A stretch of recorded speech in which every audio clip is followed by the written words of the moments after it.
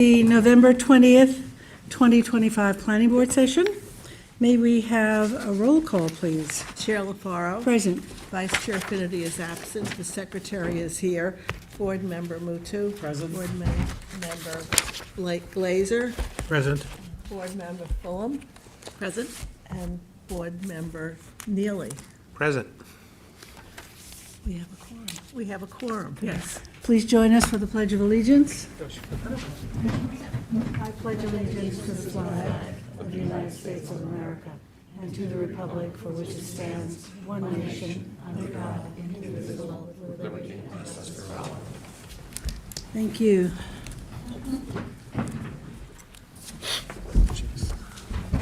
So we'll close this session and go into the work session.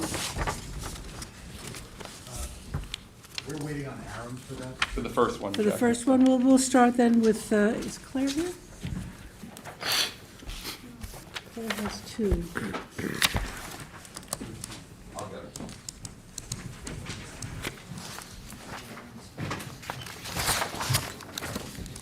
I tried to come in the side door. It doesn't work, right? Do you have the, you immersed? the chip, or it just doesn't work on that door? So I have to press the button. I didn't even see the button. I have to look.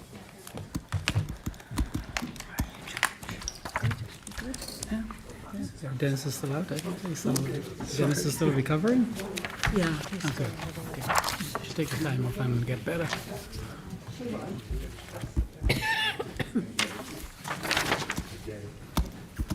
Thank you.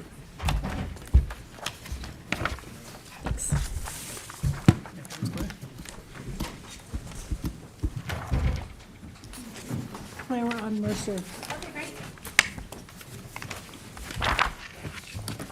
So item number 2 on the work session is Mercer, 74 Old Sag Harbor Road.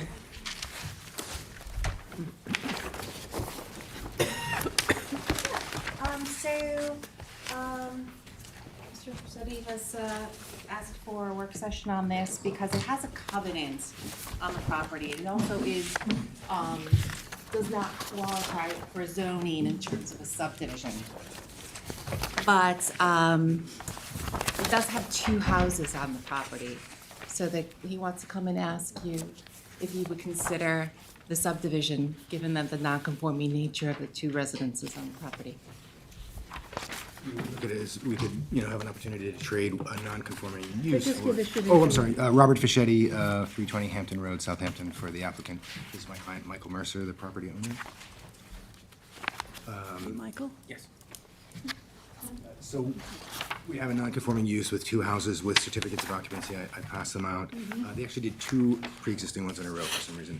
But we would be looking at trading that for, yes, 2 non-conforming lots in that the zoning is quite high. They still would be, if you see on the second 200s. page, yes, the properties around this property are all quite small, as you can see on Anthony has it up, yeah. Yeah. you can see, especially across the street. What the second page of the larger pages that I provided is our proposed plan, where you can see actually the houses.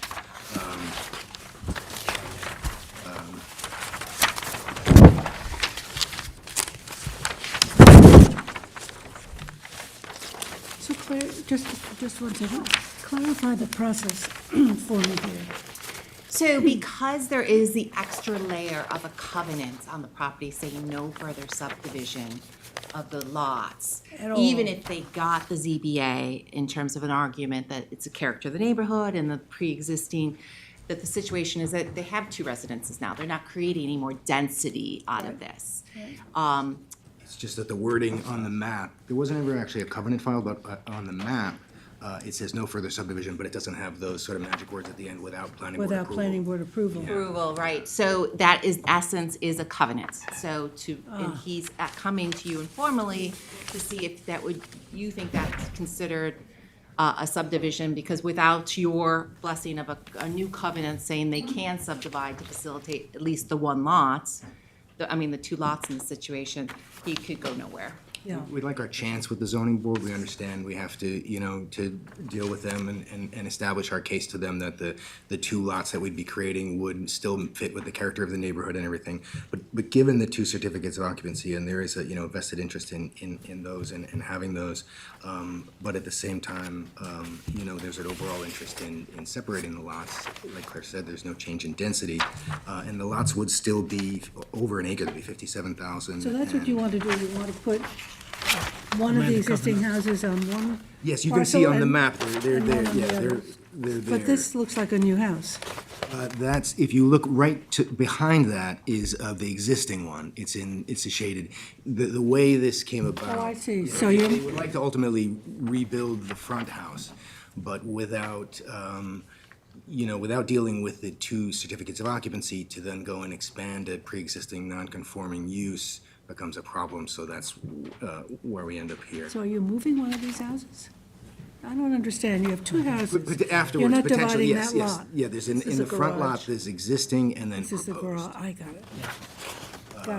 Got it. So we would then also, the front house would then be conforming with setbacks more because it would be moved forward, but there still would be, you know, the two separate residences. And what's the nature of the community? You can see, particularly across the road, there are much smaller lots, but even on the subdivision itself, this was almost twice the size of the other lots in the subdivision, some of them being 60,000, 47,000, 49,000. You know, so several of the lots in the subdivision are already approximately the size of the lots that we would be trying to create here. Let's see. Was there open space created when the subdivision was? No, this was back in 76. '76. Oh, so before. It looks like it's heavily treed somewhere in the It's middle heavily of treed. the There parcel. is, we did also submit, the building inspector reviewed the survey and the clearing and approved there is some pre-existing non-conforming clearing, but there is a letter from Sean McDermott establishing that percentage and saying we can't go past that. And there's a flag, the second lot right now is a flag lot, Yes, it would be, yeah, proposed as a flag lot, yes. but right now, how is that accessed? The driveway, the existing driveway is approximately where the flag is proposed to be, on that west side of the property. Because I'm not, it doesn't look like there's any, well, I guess there's, to get to the garage. I'm just looking for a driveway on that back lot. Well, it's Here it is. For this older aerial photograph, it's a little clearer how everything's accessed out Okay, there. yeah, And it's I could gonna see. See There's a lot on the Yeah. underlying Yeah. where this is gonna go anyway. So, one question that I would have, because it's in the Aquifer Protection Overlay District, is the before or the current and the after, on how much clearing or coverage you'd have. Would you be close to in compliance with a plan? We would be in compliance with the building inspector's confirmation of the pre-existing non-conforming clearing. I believe it was like 48%. 44%. Was Sean McDermott confirmed by letter, I believe last year, was pre-existing clearing that was allowed to remain. But we would not be proposing to go any further past that. Right, so when there's a change, a new proposal, typically we look to get things fully. So with your setbacks and creating these two lots, I was just wondering what the coverage of vegetation would be, you know, and how far off would you be from?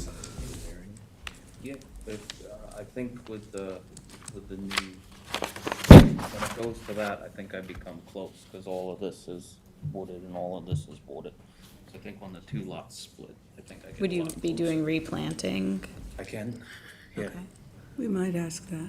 I mean, it's a tough sell to do non-conforming lots in Aquifer Protection Overlay District, Without but if addressing you the clear. plan that Understood. where you're coming into compliance with the APOD coverage, then it's fully coming in, Right. you know, or more compliant with the goals of that I don't know if overlay it helps, district. But we submitted to do for the front house, the new septic The system. new, I was just gonna ask if you're gonna put in. Right, so those two things are very important to that critical So piece of this I puzzle. currently have two separate septic systems and two separate wells. If it would help, I mean, I'm in the septic business and my cousins own Fuji Clean, so I would do both houses That's good. if you guys Yeah, wanted that. It would be very helpful, That combined with particularly in re-veg. APOD, yeah. An interesting approach to something that on its face seems counterintuitive, right? Yes, Yeah. but then we're getting benefits. And we're taking away two certificates of occupancy for two dwellings on one property, which is a, you know, a step in the right direction as far as conformity with. So now you'll have two tax We'll have maps. two separate lots, two tax mats, two houses, completely separate, still both over an acre. You know, and like I said, still fitting in the character of the neighborhood, which we'll also have to go through the zoning board with. Right, What's the size of the lots proposed? 50? An acre each. And 42,798, 57,374, and 42,798. Okay. That's 50% clearing? Correct. So it's 5-acre zoning in the area, but are you saying most of those other properties aren't? I believe at the time of the subdivision, it was not 5 acre in 76. So yes, a lot of those lots When was, are, because the upzoning was in the 80s. yeah, subdivision was 77. But a lot of those lots are 51, 53, 50,000, 51,000. There is one that's 49, 47. So So we, comparable to what the lots would be absolutely, yes. when it's divided.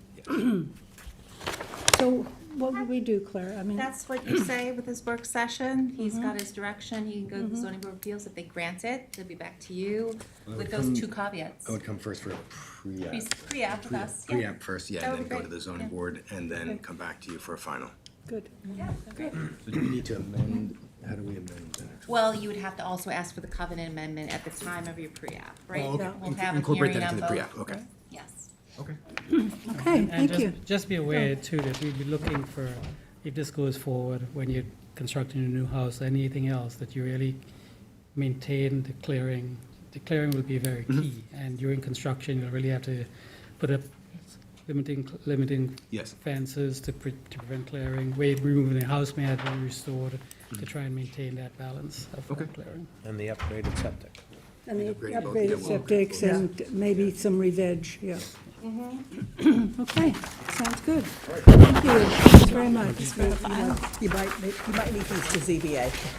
Claire, do you want to do United Artists? or Yes, do- please. Do you have I Anthony? can believe they're here. You hear? Okay. Carl? Yeah, Aaron's right there. Hampton Shipyard Marina and Restaurant.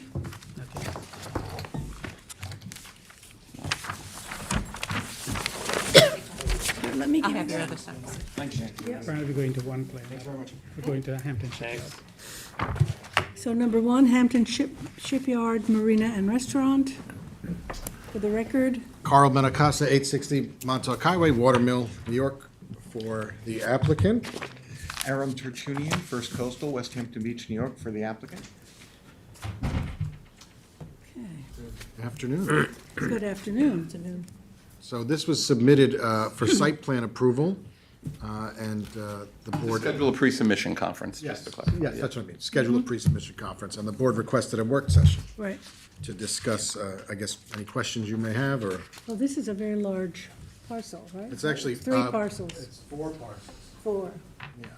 Oh, this one too. That one's included too. Yep, yep, yep. So they're all in the RWB zoning district, except for the one that's right on Montauk Highway, which is OD, HO. or HO. I thought that was, okay, yes, you're right, HO, excuse me. The proposal, currently, the area is, the lots function as essentially one operating unit. Tell us what's there now. It's a marina and a boatyard. It's known as the Hampton Shipyard Marina, Skopinich Marina. But essentially, it's a boatyard, boat storage, boat servicing, and a marina. There is also a single-family dwelling in non-conforming. You can see it, it's on the, no, not that one, yep. It's on the lot second to the south, and it's a non-conforming use in the RWB. That will, as part of this application, that will be destroyed and removed. We have, by the way, we have one page of this sheet. Was that meant to That's be the handed out? proposed site plan, yep. You only have one of them? You can share, but I think Nobody else, do you No, have? we only have this. Oh, you only have this? They only have this one, they don't have the area. So you gotta give them, we'll share these two. You can share that area. No, there's a, well, There's this a is pair. Existing and proposed.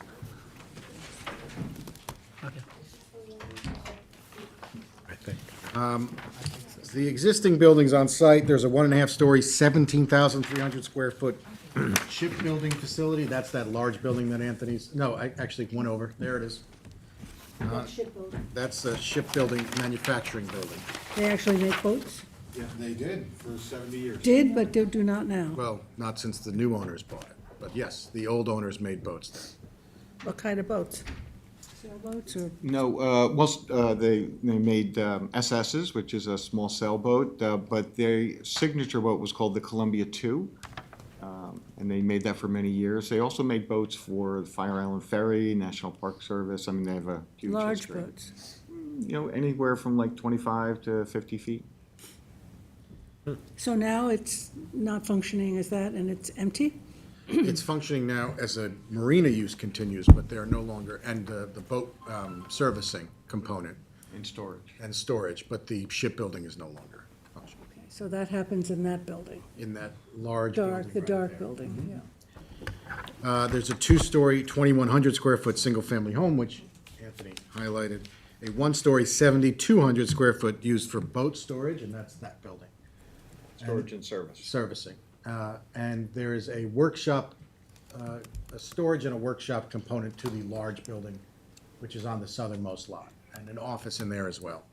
And that's, those are the improvements that are currently on the lot.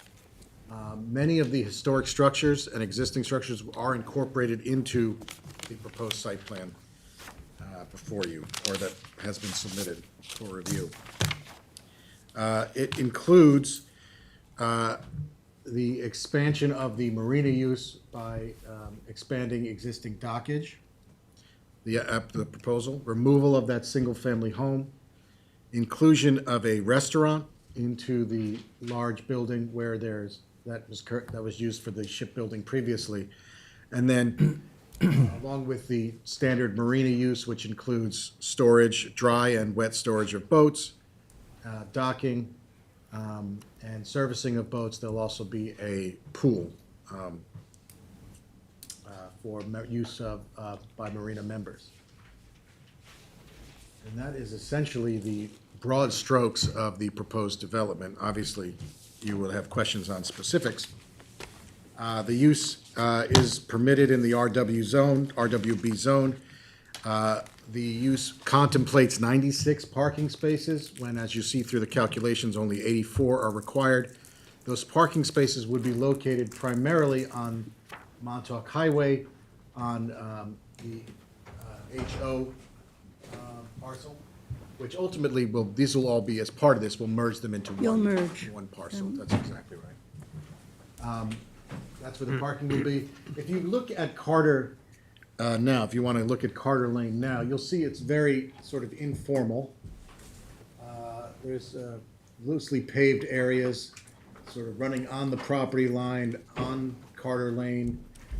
Is That that- will all be formalized as part of this. Is that a town road or a private road? It's a private road. And parking on the road itself, not abutting the road on the property. There'll be no parking on the road. No parking. And that's a All parking is residential, on-site. residential area or something right across the road? So it's actually RWB all the way down. It's just developed as a residential area. Those houses are zoned RWB? There is RWB stretching down. No, I mean. Yeah. on the Well, other- you go to the Well, this is south- R20 down here. That's R20. I thought you meant along the waterfront. All those are, that's all RWB. And this is R20. So this those is the are- one commercial, One actual correct use of, in the zoning district, yes. Everything else is a non-conforming residential, except as you go all the way south, there's another marina right there. So right now, it does not have a wet use, except the house that's not supposed to be there, What do you mean by a wet use? restaurant and Oh, bathrooms. Restaurant. There is a bathroom in the facility, but yes, other than the house and that bathroom, there is no So we're talking about a lot more, flow. Yes. Well, there would be an STP, not an STP, but an advanced septic as part of this development. And the advanced septic will go up under the parking area. So we're pushing it to the highest point on the property to get the greatest amount of purification as the Is that gonna be a Can you pump, put is that park- gonna be a pump system? pump system. Can you put parking on top of? Yes. Yeah, people do. So there's Often a, it comes with a covenant, but you can do it. And the restaurant use is allowed in RWB or? Yes. Okay. so would there be, if you have a pool, you have a restaurant, this looks like it's gonna be like a private club of some kind. I mean, is there a clubhouse envisioned, or? Well, I guess the restaurant, there's no clubhouse envision, you're talking about locker rooms and the like? Yeah, No. something related. I mean, that can all, whoever ultimately, whatever the ultimate use is, that can certainly be accommodated. And as we sort of vet this with you, those changes can be made, but there's no plan right now for a locker room. If you look, the plan is for a restaurant with 86 seats, outdoor decks, marina office, dock slips, marina, and some seasonal uses, but the seasonal uses are indoor boat storage, which is certainly part and parcel of the marina operations. And there was discussion of an indoor pickleball during the winter season. Maybe what Tom was asking, not putting words in his mouth, but is this a private members-only marina? Oh, you saying, is it open to the public? Well, there, It sounds like it's The gonna be a marina private itself, club the of marina some operations, kind. the boat storage, the boat docking, is that gonna be for private members? Like, is it gonna be like a private membership? no, that's not the intent right now. It would be a public, anyone could come. Commercial. Yeah, commercial. Okay. And What, the- what about showers? If you're getting off the boat and you're going into a pool, I'm anticipating clients are gonna want showers and places to change their clothes. And laundry facilities, are you providing all that? I mean, is this going to be, this is a work session, so we're That's what we're asking talking you about. Yeah. all of No, this. these are good points. Again, you have a somewhat loose site plan before you, and as part of this process is to vet it through the pre-submission process, pre-application process. Yeah, I'm Those are just good thinking, points, just though. Yes. personally, if I got off the boat and maybe I had gone swimming from my boat, now I'm all salty and sandy, do you really want me in your pool? Just, and then, No, it's a good point, and those I'm just facilities can looking at it easily be from provided. So a they're person not- these using aren't it still. major amendments to the Yeah. site plan. So, I mean, I'm looking at the environmental impact of this. Well, that's kinda where I'm Which is going. major, okay? You've got a lot of cars on a non-super highway road opposite residences, number one. Number two, you've got Weesick Creek here, which is already an impaired water body. You're putting in a system, a septic system, to handle everything. But you've got restaurant, you've got pool, you've got showers, you have everything else that goes with that. Do you have a pump-out station as part of the marina? No, No. Do you have fuel? no. None of, No fuel, no pump out. Pump out is provided by Southampton Town. They have a pump out boat that goes from marina to marina. okay. We learned that. Could I offer a couple of ideas that just surfaced for me? As the project is developed, right, the client's probably looking for ways of return on investment, and you are probably aware that Suffolk County just put together working waterfront legislation. It seems like this could be an interesting thing to explore for this area, maintaining some kind of working waterfront with the trade-off of taking the development rights for that purpose off the property and reducing the tax burden. So I'd love to see that, because I think there probably are, like if you look in, I think Suffolk County has record, as well as the town, on aquaculture lease sites, and there's been a lot of investment at the state level for that. So then you're kind of turning the project around a little bit, but you are at that stage where, could be something to consider. Well, thank you for bringing that up. We're actively pursuing that. One of the Great. issues is countywide, they only have $9.5 million to spend. So there's a lot of competition for that money. But we are going after that. Will you have any working fishing boats here, or are these all pleasure boats? I do. Next door, there's a commercial fisherman, but we don't have the facilities to, we don't propose the facilities to service commercial fishing. There's no refrigeration. How there's about no- just dockage? I don't think we're allowed to have commercial at a private dock, at a recreational dock. If Well, you that look would at be the something. Shoals, Oh, yeah, I'm not I sure. think it is, in Southold, they work with Little Ram Oyster Company, and, you know, the oyster boats are, many of them are not as big, right? Yeah. So looking at that model, there is like a hotel, restaurant, and then a shared commercial and resident, or, you know, not What was the name of residential, that? but the Shoals, They could provide you with fresh Southold. oysters. So, yeah, At just your looking, restaurant. and in At your Greenport at the too, restaurant. like looking at ways of sharing the space between tourism and, you know, Working. Well, I mean, the working certainly waterfront. If we're allowed to do that, there's no impediment to doing it. I don't know that we reserve that, but we definitely, you know, attract it and desire it. Can you tell us what was the number of the existing boats at this marina and what you're proposing now? What the increase is?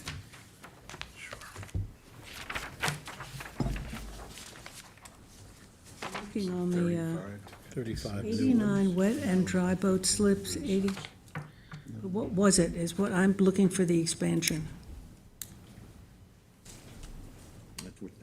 The 35, so it's increasing to 35. Yeah, there's I about, think there's about 15 or there 18 now. there now, and we're going to 35.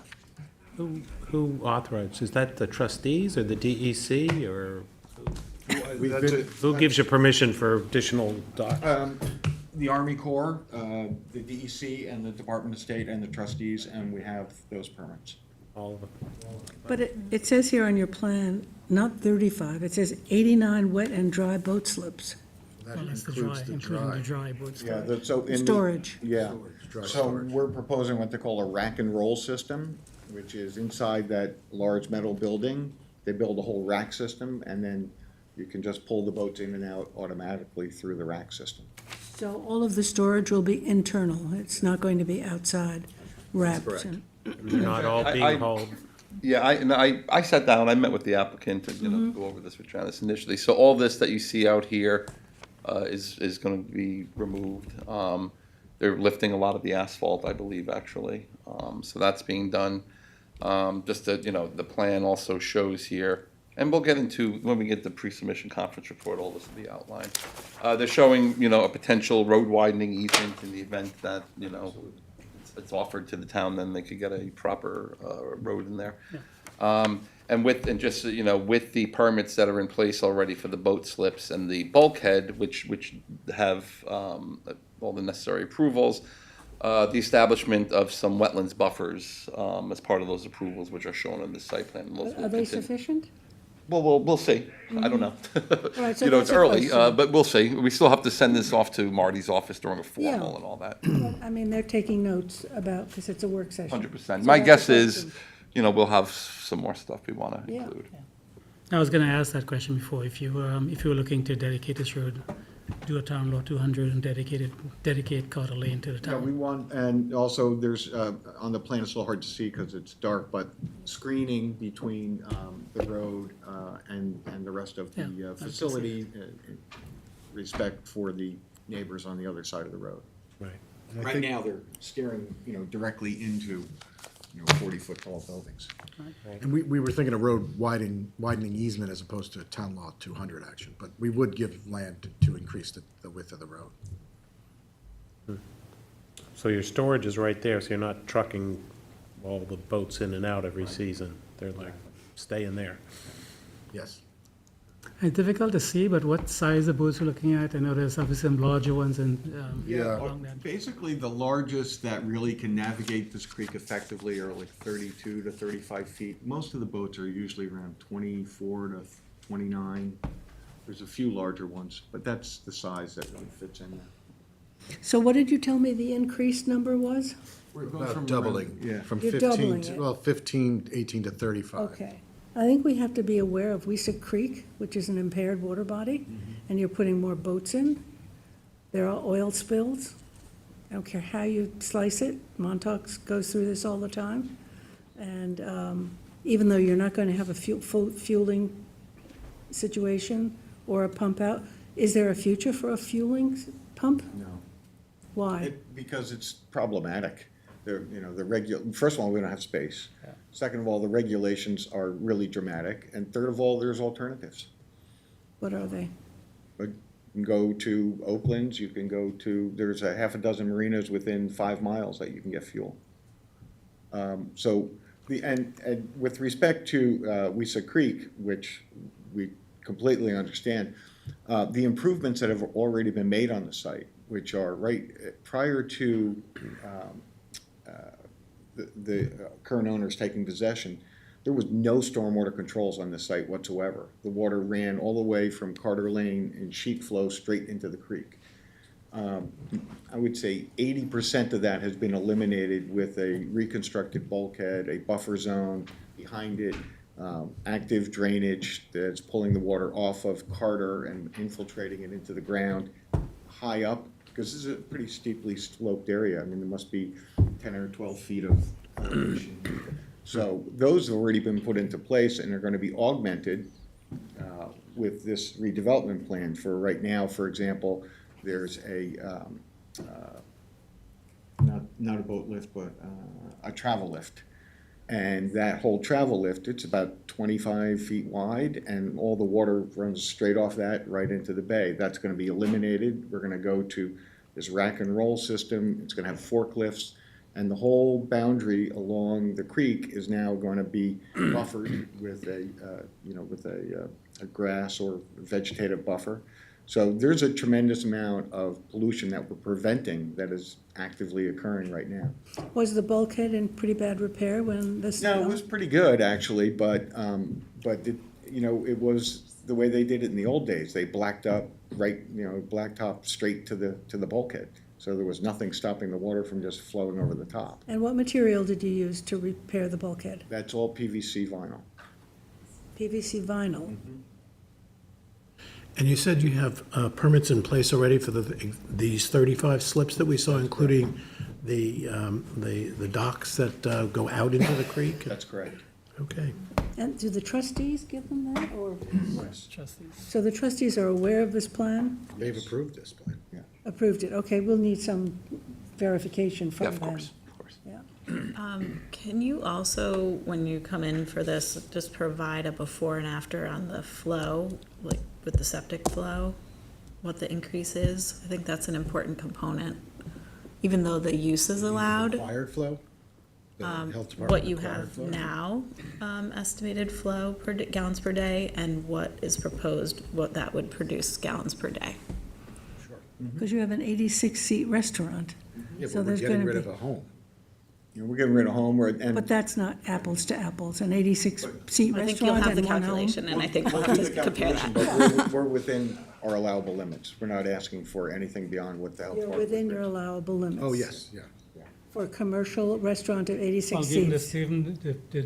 the area for all those properties. Yeah, when you combine all the properties together, we're under our allowed flow rate. That's still, for our interpretation of what would be logical intensification of use, like what magnitude, especially given this area. So I think that component of comparing before and after are Happy important. to give you the information. Thank you. Just.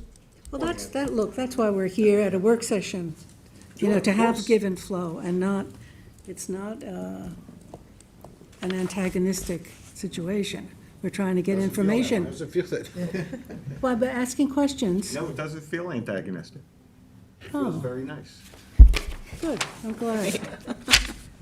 Could Could you tell me why this is shaded? I'm sorry, like why work this is? sessions, because we have a chance to Habitat. give opinions before you Sorry, spend a David, lot what of was- time and, more time and effort. Is there some meaning behind the shading, the different shading for the parking over here versus the shading over here? This parking shaded differently than this parking. One's gonna be permeable. Oh, one's permeable, yes. I got it. The Oh, gray So that's the one. is The permeable? darker gray, Some, I think it's the okay, got it, lighter right. gray is permeable. Got it. Yeah. Thank you. So a gravel of some kind? That'll be gravel, yes. Got it. And this is all existing concrete, so any addition is gonna be permeable. So seasonally, the boats come out, the boats go in building number It 8. sounds like even all summer, they're gonna be going in and out. If No, you- no. If you have, You're only saying have, there's- if you only have 35 slips and you have, For the what did you call it? Rack and roll. Rack and roll, yes, but not for the building 8. That'll be just a winter storage. but I'm talking about in July, is my boat always gonna be in the water, or is it sometimes gonna be in a building somewhere, and I'm Sometimes gonna in a have to building. call you and say, Exactly. I wanna use it tomorrow? It's, yeah, on demand. Okay. Really? It depends. Something like that in East Burridges, right? It's really the way a lot of places are going. Is Because there you a, can't get all the slips in the Yeah, water. this Is there a like launch ramp? Parking in Manhattan. There is a launch ramp. You can see it right, Well, it's not a ramp, It's this a- is gonna be a forklift, a situation. So instead of having a ramp that runs into the water. just beyond number 1 there, that's Number where one, it'll- yeah. It'll I just wondered be if that was a flat, ramp. right up to the edge of the bulkhead, and that way we can prevent the sheet flow from going into the creek. so in the wintertime, when the boats are in 8, okay, the restaurant will continue to function? Okay, that'll be year-round. Pool will close. But the pickleball will be opened. Might be. Well, that might depend on boat storage, Cover the pool right? and do pickleball. No, but pickleball was proposed for the, where? Well, that's Seasonal the, use. well, it says summer indoor pickleball, wintertime is Oh, boat in storage. 8, Summer, it's indoor pickleball, and winter, it's boat storage, yes. okay. Good use. Okay, any other questions? So we are submitted on this, we're just waiting for, So, Jackie, just real quick, after you do your next work session, when we start the next meeting, we're starting a new program for these, and I've messed up a little bit, so I just want to add this so we could schedule the pre-submission conference. Sure. Thank you. Okay, thank you. You wanna Well, take thanks this? for the input, really appreciate it. You too, Carl. Boats on demand is something boats on demand is fascinating. Is this the norm? Yeah, it's becoming. Yeah. This car in the garage. what are you talking about? They're on demand. Oh, Yeah. and then drone boats someday. Well, it's not- Well, that's for traffic, Traffic relief, yeah. that's for traffic. Subscribe for a boat. Okay, Buy the boat, you buy thank a you very much. Yeah. Claire, United, Appreciate it. Sure. someone here for that?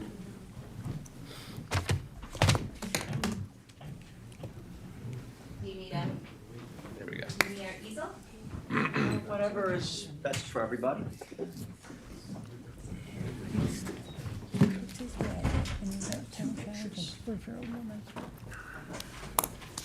Maybe this one. We've seen various interpretations of this.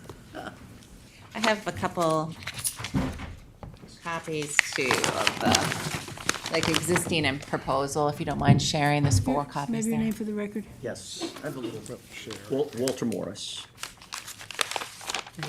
Owner Yes, I wrote up a little Pass 3 down, I guess. presentation, if that's okay. For sharing. and It's my son Doug Morris. Hi. Doug Morris.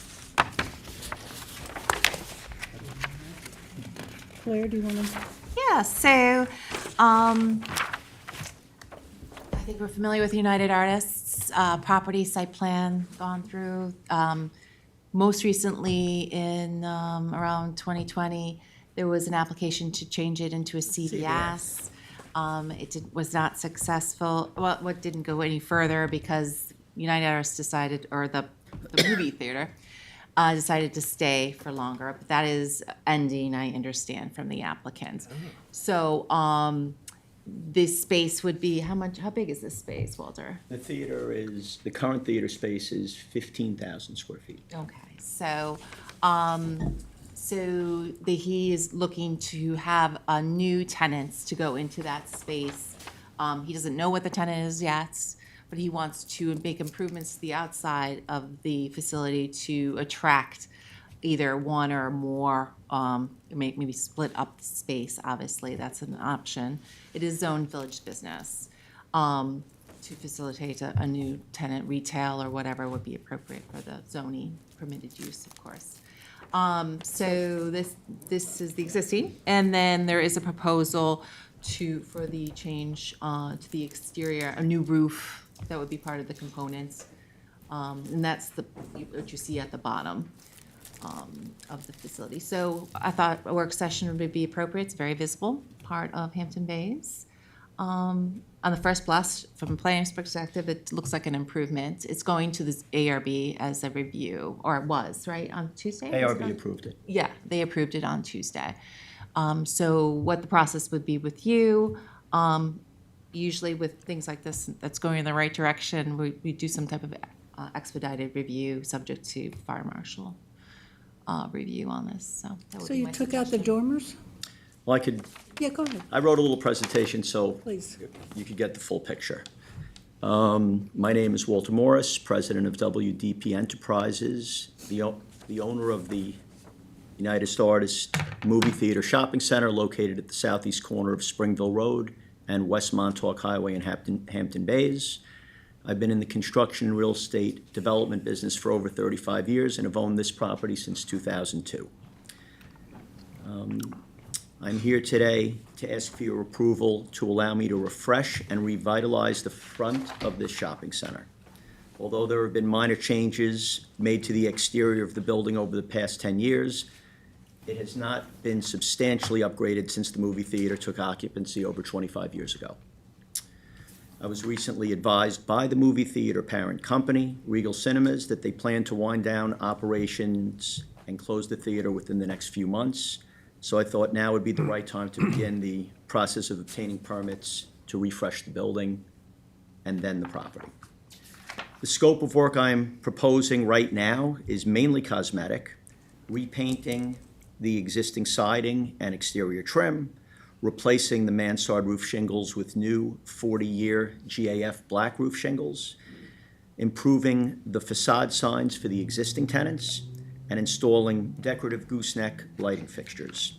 I'm also proposing architectural modifications and additions to the facade, which include the following.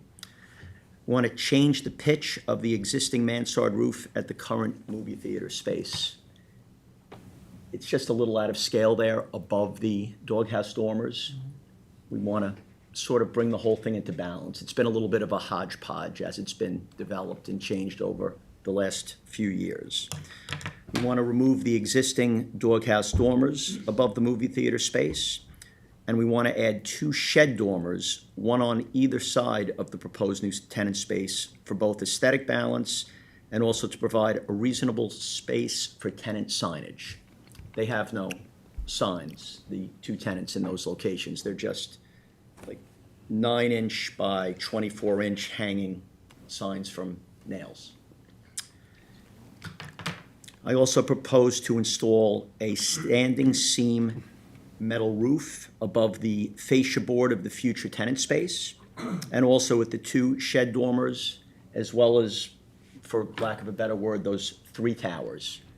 Right now, it's old, dilapidated roofing. We want to put the standing seam metal. I think it's a very sharp look. I like the windows. I'm getting to that.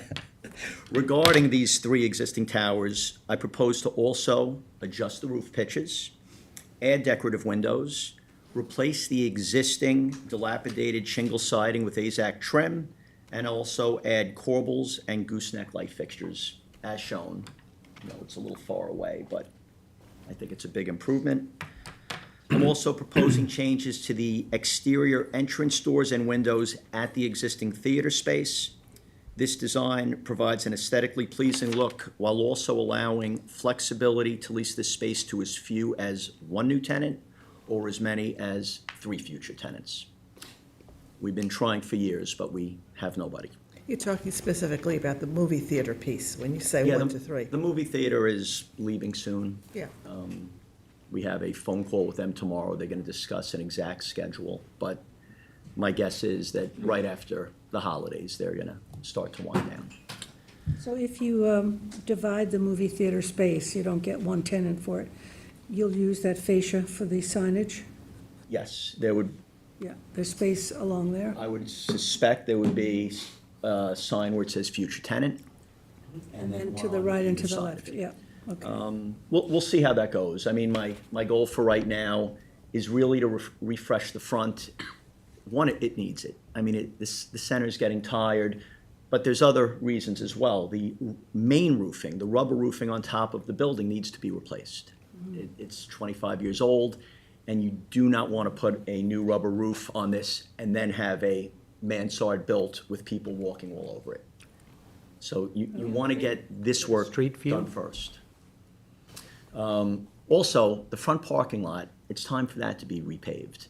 But again, you don't want to have heavy machinery, trucks, and people working on a building or on a new paved area. So this is the process. First the front, then the roofing, then the paving, and hopefully somewhere along the way, we get a new tenant for the theater space. We're talking to a couple of people.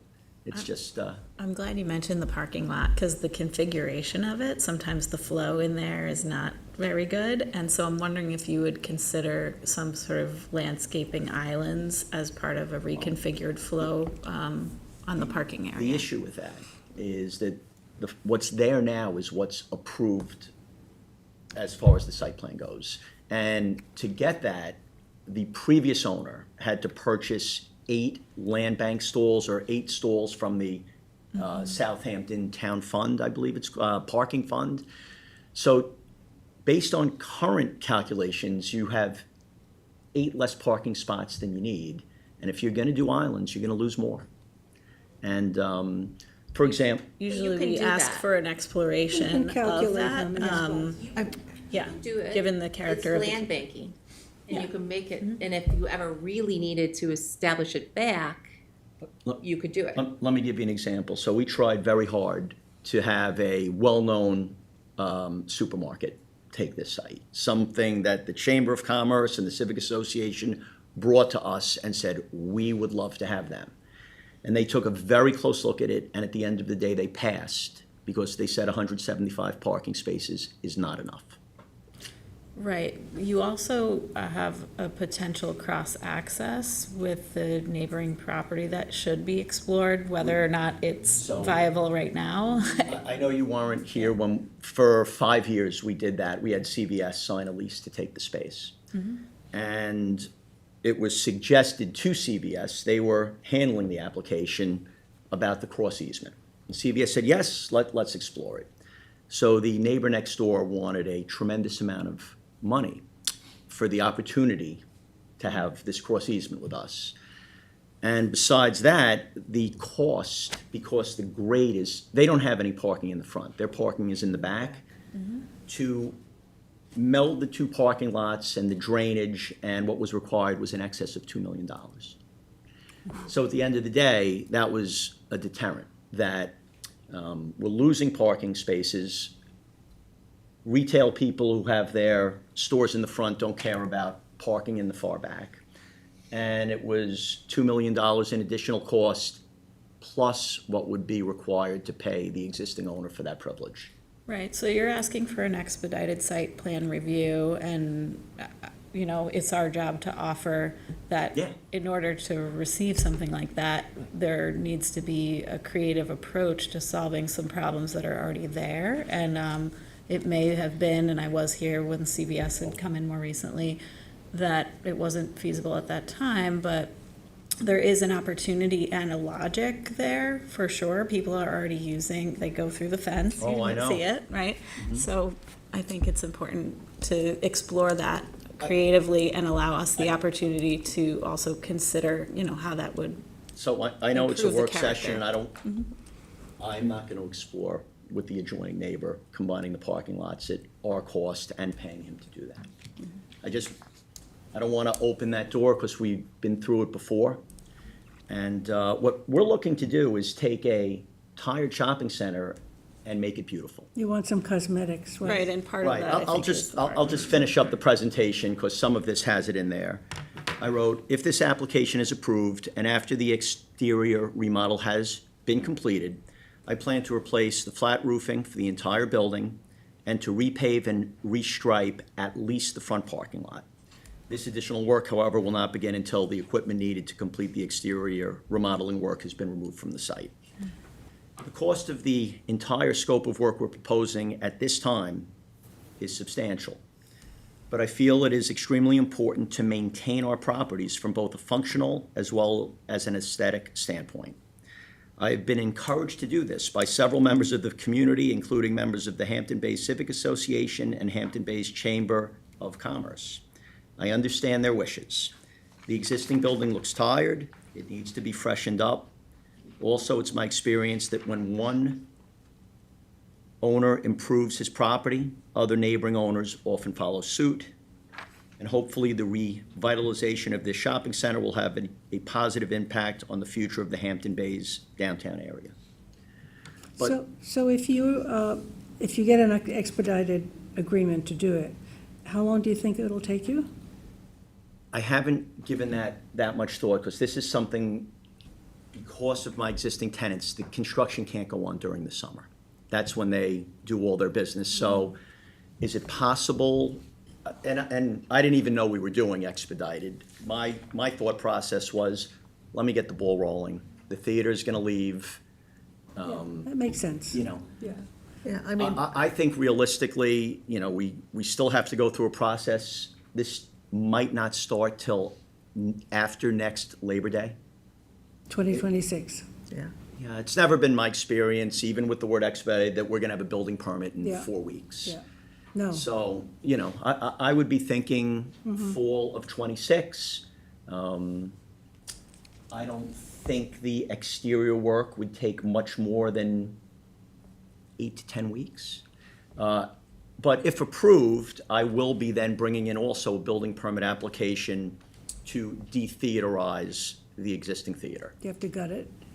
Yeah. Yeah, it's all different levels, so we have to take everything out, and we have to fill the floor and make it level. Now, that's gonna bring additional changes, ARB and Planning Board, with the rear.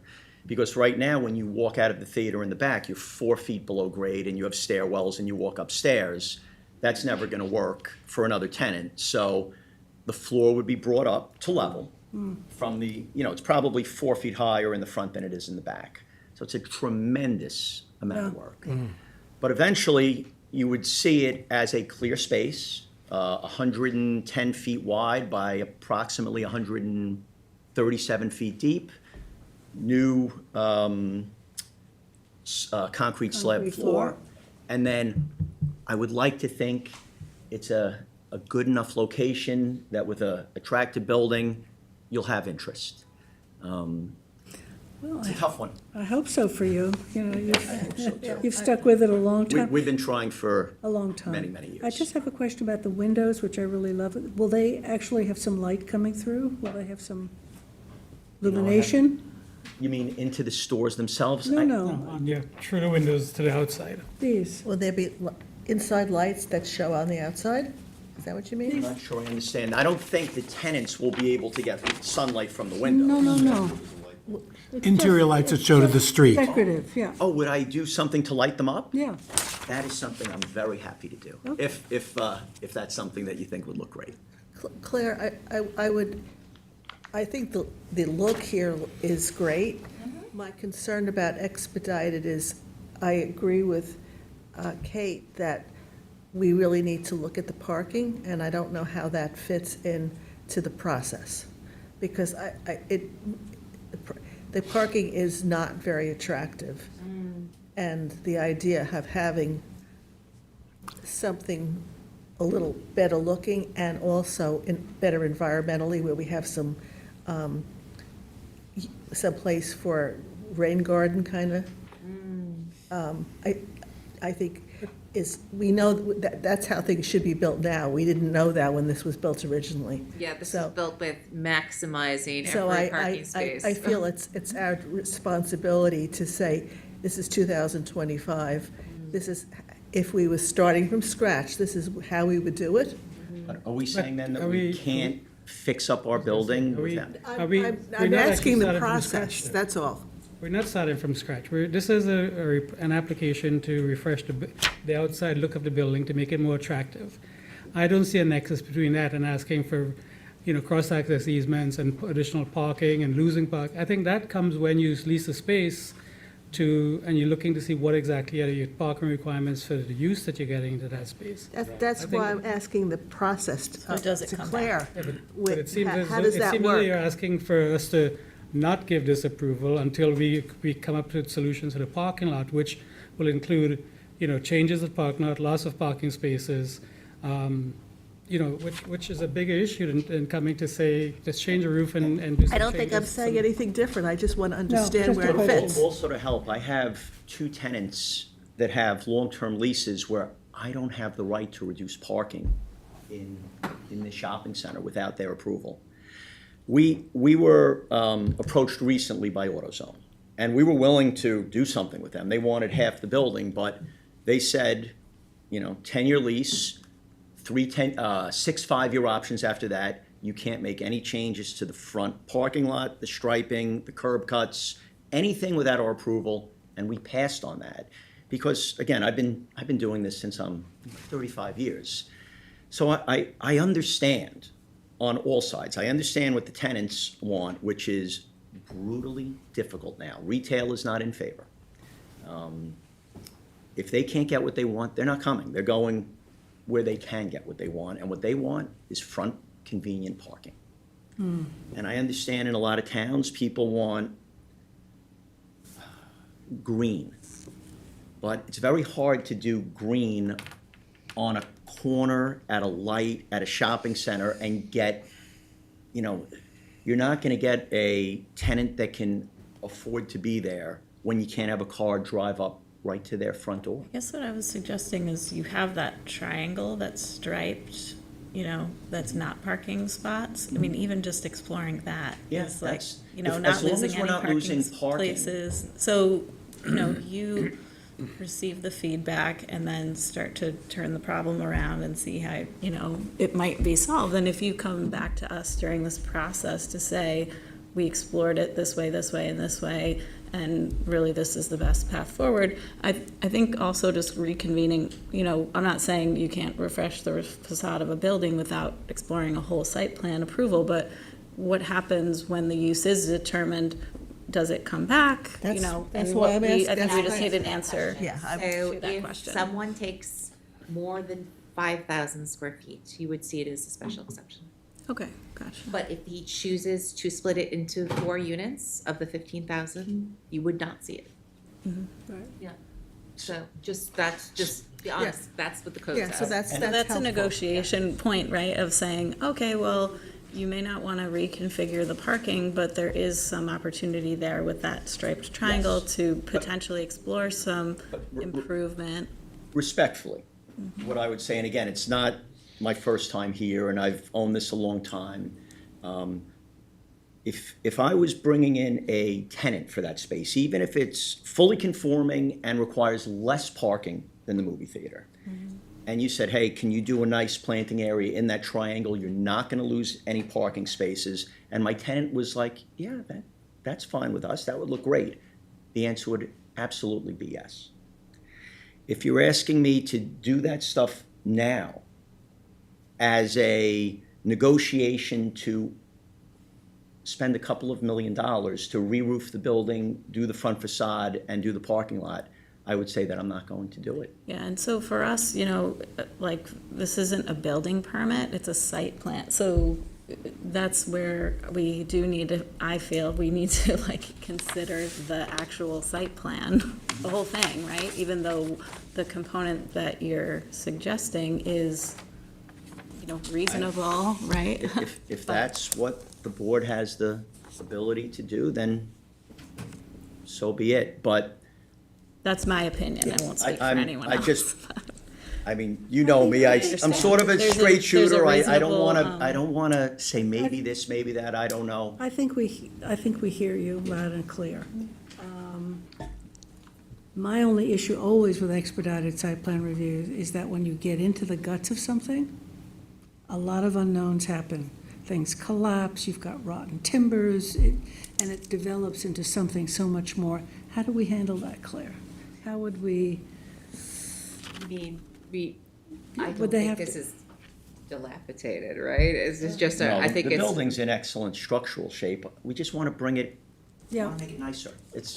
it needs to be painted, but you don't want to paint it unless you put No, you new have to trim do on the the whole thing. columns. Yeah, you And have to take the do it. siding off those towers and do a nice AZAC detail with the corbels. I mean, it's far away for you to see, but there's a lot of really pretty detail on those towers and. Yeah, the towers look nice. And we provide, again, I don't know if this is something the board likes, but I don't know how in today's world, how a tenant cannot have a place to show their business sign when you're 150 feet off the road. Right now, it's, two little nails that hold up a little tiny sign. So, I propose to make it balanced, beautiful, functional, aesthetically pleasing.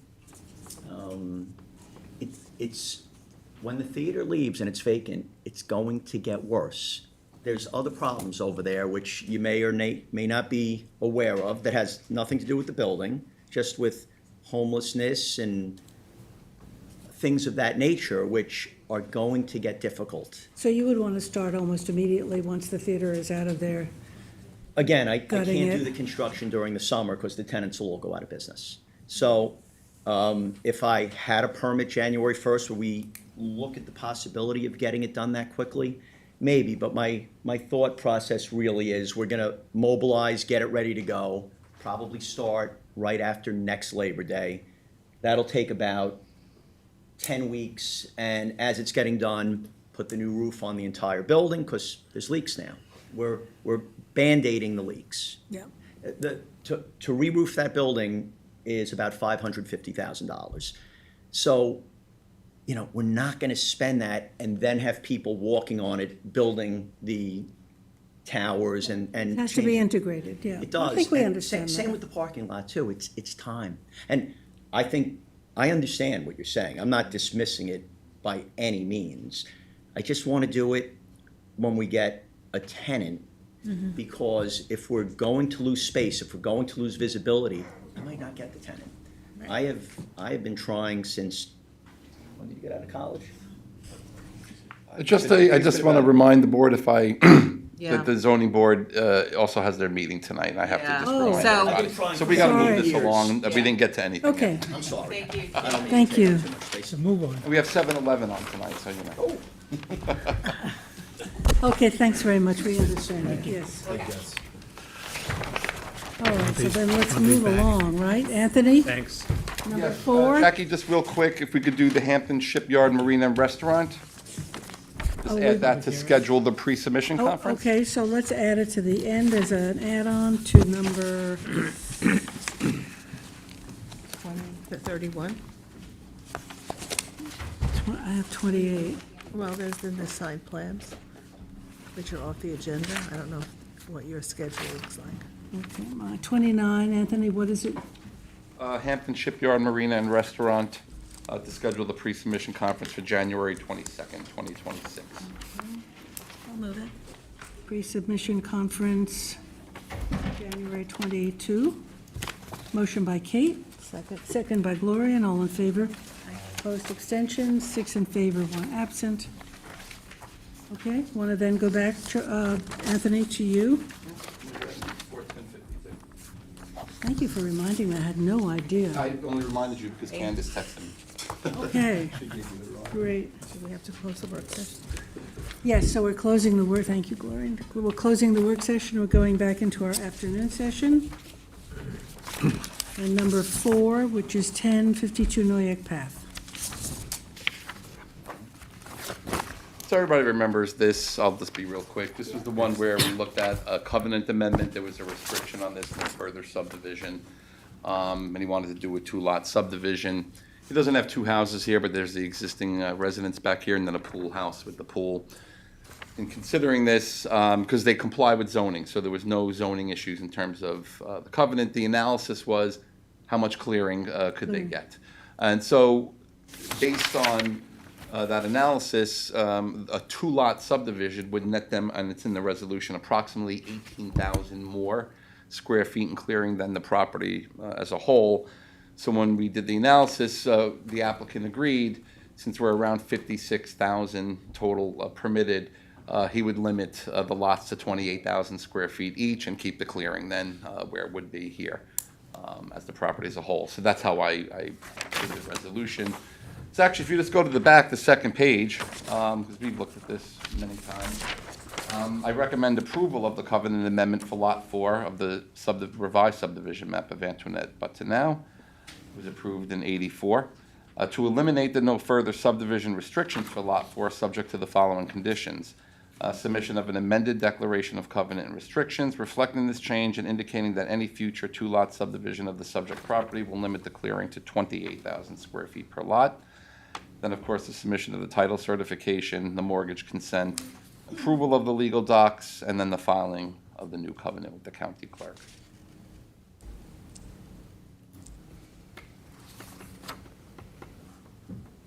Just reading your bullet points. Oh, yeah, we usually put them in.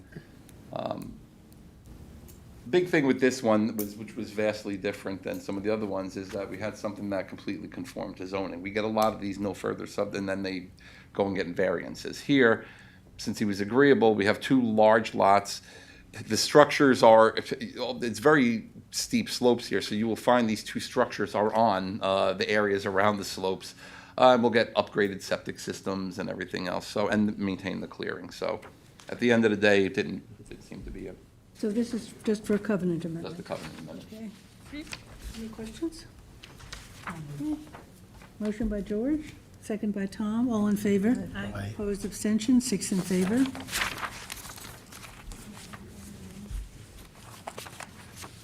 Seth, you have an Annette subdivision? That's this one. That one is not going to be heard today. I have no, I didn't receive the document. So number 5 is off the agenda. Claire is not here. Anthony, you want to do Pietradura? We have applicants here? Yeah. Welcome. Who are you? Have your name for the record? Kevin Springer, Dynamic Legal. Kevin Springer.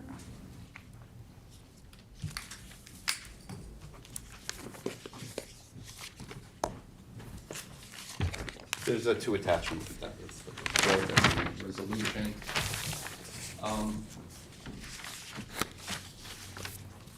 Everyone's familiar with the bocce ball courts.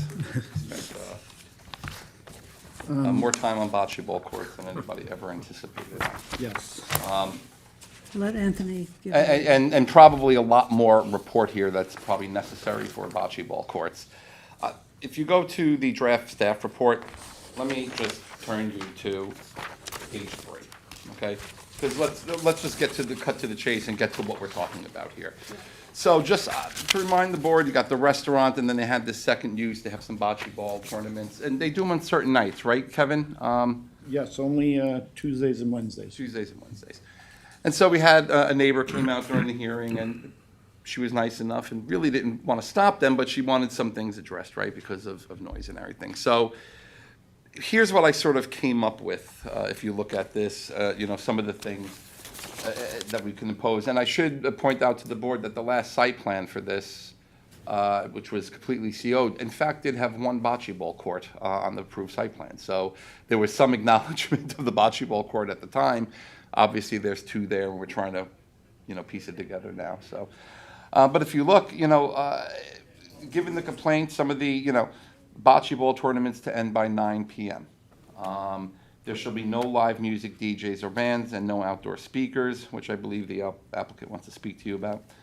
The outdoor service area, which is this sitting here, would have to be relocated to be, really, it's got to be 50 feet from this property at minimum. That's what the setback is from the residential property. It's only 20. Or moved to behind. Yeah, that's closer right. to the It would, tree, somewhere the back, other closer side. to the commercial. And I think they have the room there. There's no houses, Right.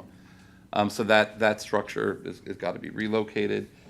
The outdoor service area shall be limited to the bocce ball use with no permanent use of the outdoor area for dining or a bar without approval by the planning board.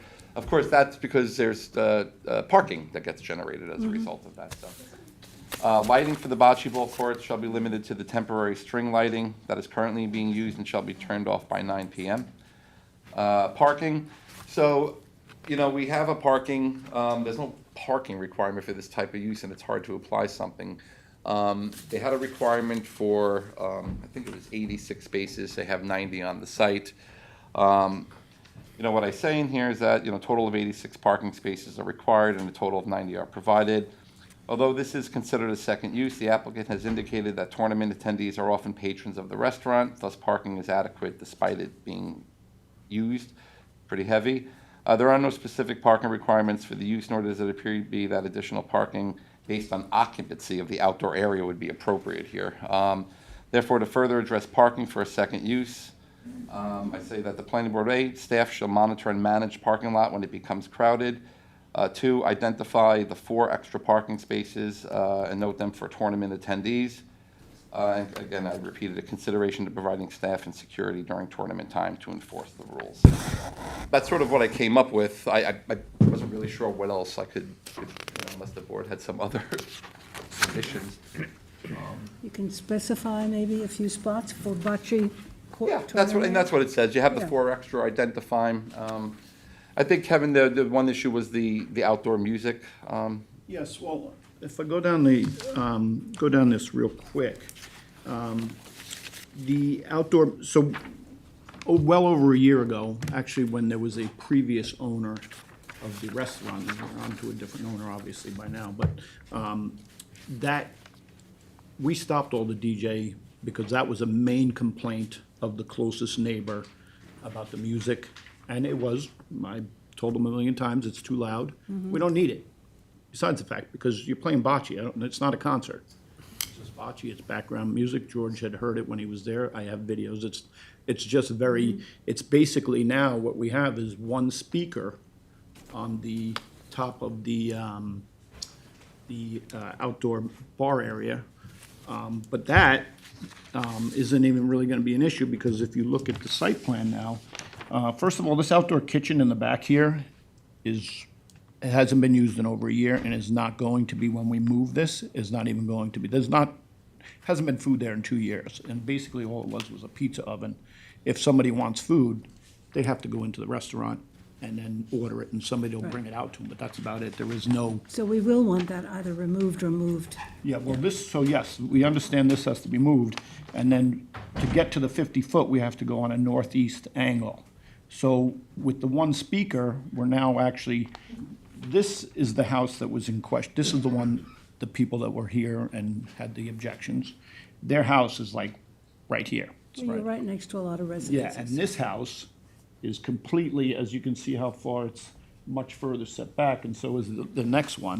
So the one speaker, which is, again, at a very low level, is just background noise now. It's not even, it's music, but it's not, we're not blasting anything. There's no DJs, there's no live bands, and there won't be. That's not the point of this. The point of it is, as we had discussed, is just to drum up more business for the restaurant, which is what we have. What about bar service? Well, there's only a couple, you just sit there and have a drink while you're waiting for your game to come up. Are there drinks served out of that structure on the side? Outside? Yeah. Yeah, So there is a bar service in that building. yes, has been for as long as it's been there. In the beginning, it wasn't even used, then they started utilizing it. Again, so now in this time, we're on to our third owner of the business. Right. So the first owner put it in, didn't utilize it at all, just sat there. Second one, not only did he utilize it, went completely overboard. Music, trying to do food with the pizza oven, bands, DJs, and understandably, if I was living right there, I would be a little upset too. So you have plenty of space in the back, and you've got all of that greenery back there. Correct. So that has to be moved away from the residential side. Right, we know that we have to at least I was there actually earlier, and again, I just wanted to visualize it, but yes, we have Okay. tons of room back there. Moving it is not the issue, but Okay. we're not going to be doing that outdoor kitchen, that's not being moved at all. Okay. But I'm still trying to understand, if there's bar service, is that coming out of the restaurant, or is there an outside bar? No, it's just an outside bar for people who are either playing or watching bocce, and it's only open while bocce is there. During the rest of the time, And where is that on the site plan? right there. It's that little building. Yeah. Okay, so We that's, want that moved. but are you calling that a pizza oven? No, in the back of it, if you look in the site plan on the back, I don't have that in front of me, so. you can take a look at that, but if you notice, there was a pizza oven, it's still there, but it's not getting moved. So right this little section here, they were making pizzas and heating up, I guess, heroes and whatnot. Yeah, and the But bar? this- Just this is just attached the to bar. it. Yeah, this is gonna get moved, but this Okay. is not coming with it, that's getting abandoned completely. You're Thank you. removing it though from the site? Yeah, I'm gonna remove it Okay. completely. I think the question, to relating to your question, is whether we actually allow a bar service to continue to operate, which you're saying you want to continue operating a bar service, even when you move it to the back of the bocce courts? Yeah, again, it's only used either on a weekend for an event, or, which is very rarely, they're trying to do more, but they haven't been very successful with that, or the 1 or 2 nights that we have bocce, because not every week is now 2 nights. It started at Wednesdays only. Got pretty busy. So then to break it up a little bit, we did Tuesdays and Wednesdays, but now the plan is probably just going back to Wednesday nights. I think the question is that we're asking, is this a permitted use? Is it an additional use? What? No, I What are mean, we we would looking normally at? consider it accessory too. And we've done that before. The issue that I'm trying to raise here is I don't necessarily have a problem that it's being used per se for refreshment, while people are waiting for bocce. The point, what I was trying to make is in here, is it cannot have permanent seating or count towards dining and stuff like that, because that does create a parking issue. If it's remaining accessory too and it's being used for the bocce ball course, I have less concern than for it. And this is my- Should it end at 9 PM when the bocce ends? That's what I say, 9 o'clock. Does PM. that say that in here? Oh, well, we could say that. Fourth bullet says, I don't think can't be there's anything used. about bar service in there. He did, he said, The outdoor service area be relocated. right. And then I say the outdoor service area shall be limited to the bocce ball Anthony, use. you don't want that, not less than 50 feet from the residential. We discussed moving it. No, it can't be any, It can't be, it's right now 27. The minimum setback from a residentially zoned property 50 was feet. 50 feet. So I'm just referencing that it's going to be relocated. It can't be less than Confirmed 50 to the feet 50 from the feet. property line. We could fix that if you want something different. Well, we want it relocated. We are, but to relocate it, we're gonna relocate it to the minimum of 50 foot. Along this, But no, it's recommending that you move it to the other, get it away from the residences, move it behind the bocce court area. I'm going to change In that that corner. to say That's- relocate the outdoor service area to be behind the bocce ball courts. Right.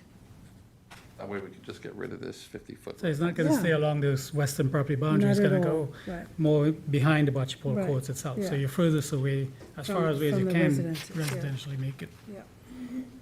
Okay. So what are you asking for, Kevin? You want a speaker? Is that what you're asking for? I'm asking, yes, for one speaker, the only thing is the time, which at 9 o'clock. Occasionally, if the first game, so they technically do 4 to 5 games a night. If the first one runs late, they all run late. So sometimes it runs to 9:45. That's as late as it usually goes, so I don't want it to be an issue that we run late one. No, it does, and it doesn't happen every time, but it does happen So who occasionally. monitors this, Kevin? What's that? Who monitors this? The owners have their own security, actually. They have a manager out there every night. He manages the lighting, he manages the music. If for some reason somebody decides they need it louder, he makes them turn it down. That was not previously, was never done before. The newest owners are the ones that have taken charge of that, and they literally have a manager out there every night. I mean, if there's no loudspeaker, there's just no problem. It can't be. Well, it's not allowed, the speaker's this big. But if there's none, there's no issue with how loud it is. I don't agree with having speakers at all on the site. I've been there on 2 occasions, Kevin. Once you met me, and I went back one other night. I didn't let you know it was coming. I just happened to go by just to see what was happening. And on both occasions, there's a speaker playing. Now, you leave a speaker there, people can now work with portable speakers that can play louder than the speaker that you have there. That could be an issue as well. And the fact is that you have probably at least 75 people there, congregating around the bar, drinking, yelling when the bocce game is in progress, and somebody makes a shot or doesn't make a shot, there's yelling and loud voices being raised. There is lighting, you have the string lighting, there are in fact a couple of spotlights, because that lighting apparently may not be enough for the courts and the play to happen, but there are a couple of spotlights that were facing towards the residential property, which I can see from when I drove down the private, I didn't get too far because I realized I was going down a private entrance, so I didn't really, but I can certainly see the light intruding on this side. Just so you, well, once, and I don't mean to interrupt you, but once we move that, obviously, so my point, I would kind of move it on the angle. I don't want it facing this way, because then it's still.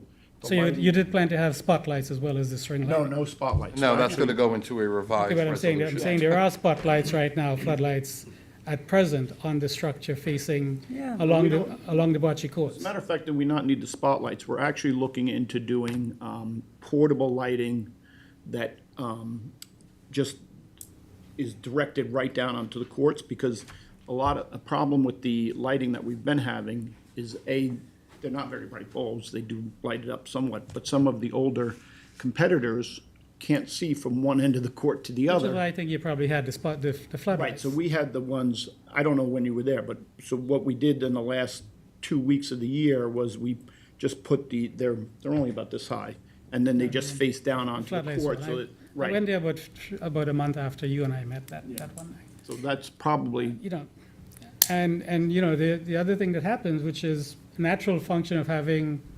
50, 75 people outdoors. I can't believe that all of them go to the restaurant, quite honestly, because there's a lot of people there. People, they're drinking, they're having a good time. There's people walking down along the property boundaries by the cars, talking, smoking, making noise in general. Now, it's not loud noise, but if you live next to a property like that, it's an annoyance for 3 hours, 2-3 hours of a night, 2 nights a week. And then the idea that this is gonna go, well, if you run late, it's gonna go an extra 45 minutes or an hour, that's unacceptable to me. If you're having this, it should be finished at 9 o'clock, and if the games have to be stopped at 9 o'clock, then the game has to be stopped at 9 I mean, o'clock. when you So do can it during I- the middle of the Then- week, We have a time constraint here, but in keeping with what George is saying, I totally agree. Every other sports facility that we have, we say, no outdoor speakers. It's clear. It's not wishy-washy, it's in the code. And it's not dependent on the owner, because you just described 3 different owners dealing with sound differently. So My sense would be, my thinking, George as well, that there not be an outdoor speaker. And 9 at all. o'clock. And 9 o'clock And that is the, includes any portable speakers brought on Yeah. site by patrons. right. We're not going to get ahead of this by taking little tiny bites at it. And I don't think we should be depending upon the goodwill of the owner. I mean, I think it's great that the owner is trying to do things the right way, but he may not be the same person next year. So let's talk about the lighting then, just lighting of the bocce courts, right? That's what you want to do? yes, that's So the all. so let's write that in. That lighting should be directed only,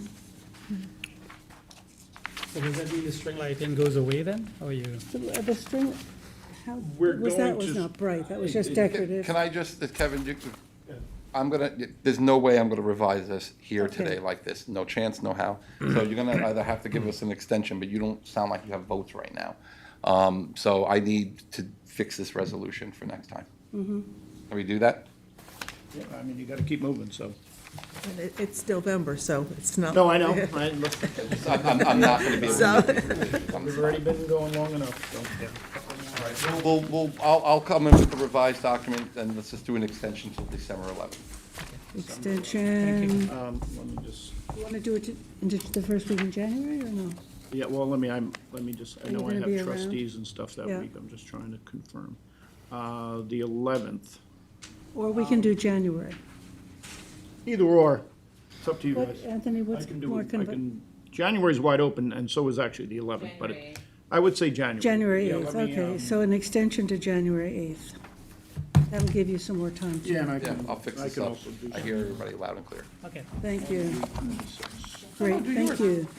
11, you said, right? 111? January No, 8th, eighth. January 8th. Yeah, it's the second, New Year's Day, it's the Kristen. So the first. demolition, Claire, you want to move to that? Thank you. Thank you very much, Kevin. Jackie, did you vote on that?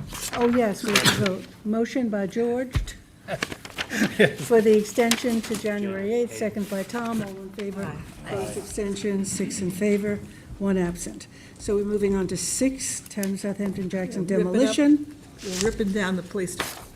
It's not the police department. It's the small building next to it. Yes. It's- Oh, it sounded like it was the It's police the- department. You're probably familiar with it. I was It's gonna it's ask one of you- those buildings that, we've been piecing together for the last, I saw that and I thought finally they're gonna implement my plan from 20 years ago, but I guess they're I not. thought it was the whole police department. I No, thought- there's a small building next to it.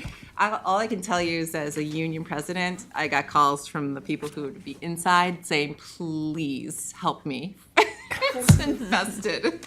So it's time. So this is just for the demolition? Yes. Yeah, Yeah. I don't think anybody They're is not, opposed to and they're that. not replacing it or anything. No, just- just that. not yet. And then you'd Grass, see yeah. it. You'd see it if they were, when they were replacing it. Yes. So this would be a permit for the demo. Motion by Gloria, and second by Kate, all in favor? 6 in favor, 1 absent. Thank you. Easiest meeting of the day for you, Nick. Anthony, want to do Charlie Fox, number 8?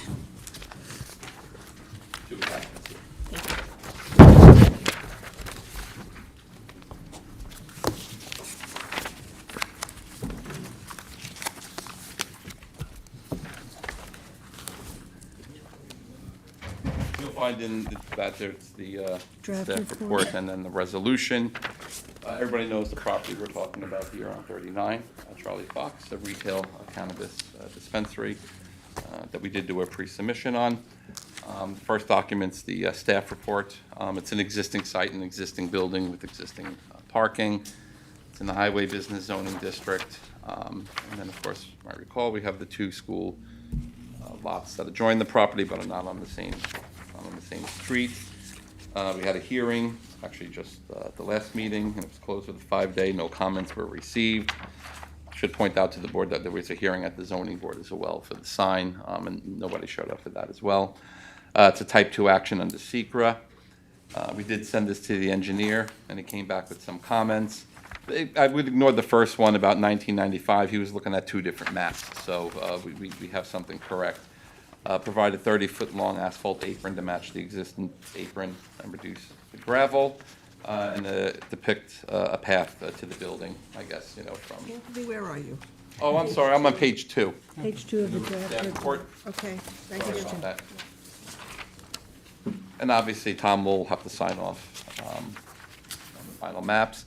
The Office of Fire Prevention came in and made pretty standard comments here, and of course, they note that they would be doing a final review. Let me just see what they said about not less than 20 feet, okay. I will add, when we get to the resolution, compliance with fire district. I forgot to add that in. But they're all their standard requirements. We didn't get anything from the DPW, and they're pending, and so we always will make that a condition of the approval. It has the special and specific standards, so going through the general standards will be in harmony and promote the general purpose and intent of this chapter. As we say in there, the non-medical cannabis retail is consistent with land and zoning and land use regulations pertaining to such uses. The use is in an existing commercial building with existing parking along the commercial corridor of 39. Is the plot area sufficient? Again, it's just over a half acre, and it's a reuse of an existing building and parking. So the lot size isn't a question, and they're meeting their parking requirements. C, will the use will not prevent the orderly and reasonable use of adjacent properties, particularly where they're in a different district. We note here, although the project location is immediately adjacent to Tuckahoe School, the planning board finds the proposed cannabis use is not on the same street as the school, which is where that whole distance separation comes into play. It's got to be on the same street, and our code mimics the Office of Cannabis Management. Significant existing buffering on the school properties. and a large separation distance between the school building and the cannabis dispensary such that access or interaction by school children is realistically avoided. So you'll see here, even though we're adjoining, this whole property is completely wooded. And actually, this runs about 125 feet back here, immediately adjacent to the school. And then the separation from, let's say, the entrance to the entrance is over 500 feet. So I think, based on that, I think the standard is being met. Anthony, on C, I think I would just ask that it's, not on the same street per the Office of Cannabis Manager, Yes, yes. OCM. And the town code. And the town code, yes, absolutely. Is the site particularly suitable? Again, the use is permitted by special exception under the H3 zoning district, subject to those standards. E, the characteristics of the proposed use are not such that its location would be unsuitably near a church, school, theater, recreation area, or other place of public assembly. Again, although it's not on the same street, it is located near the school, but for the same reasons, the separation distance, the buffers. OCM. And we'll put in the OCM and town code reference for that as well. F talks about conforming to the definition. The town code doesn't have a definition of non-medical cannabis retail use. However, this is consistent with what would be accepted as a definition of a cannabis retail, and consistent, I guess, with any reasonable definition by the Office of Cannabis Management. Access facilities, G, access facilities. Actually, this is a mistake. Access facilities are existing and in accordance with the site plan 2007. No left turns on the County Route 39. I don't, are we doing that? Dave, did we have that discussion? I don't think that we discussed it. So that was the only one I really actually didn't address. But the access facilities are existing, so we do note that. Curb cuts have been approved, so they're in the process of dealing with DPW. We haven't heard back from them, but everything was referred. Off-street parking and loading spaces.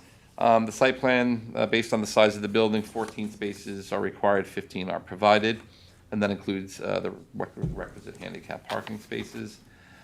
J talks about adequate buffers and screening. So I say here, although additional buffering cannot be substantially provided given existing site conditions, the planning board notes there is a large separation distance between the school building and the cannabis dispensary, with one of the school lots completely wooded and the school building a site with an approximately 125-foot wooded area along the common property line. Further, the planning board will require the applicant maintain the existing 6-foot-high fence along the school property lines and that they remain opaque or combined with a secondary barrier such as dense planting if possible. The barbed wire along the top of the fence shall be removed.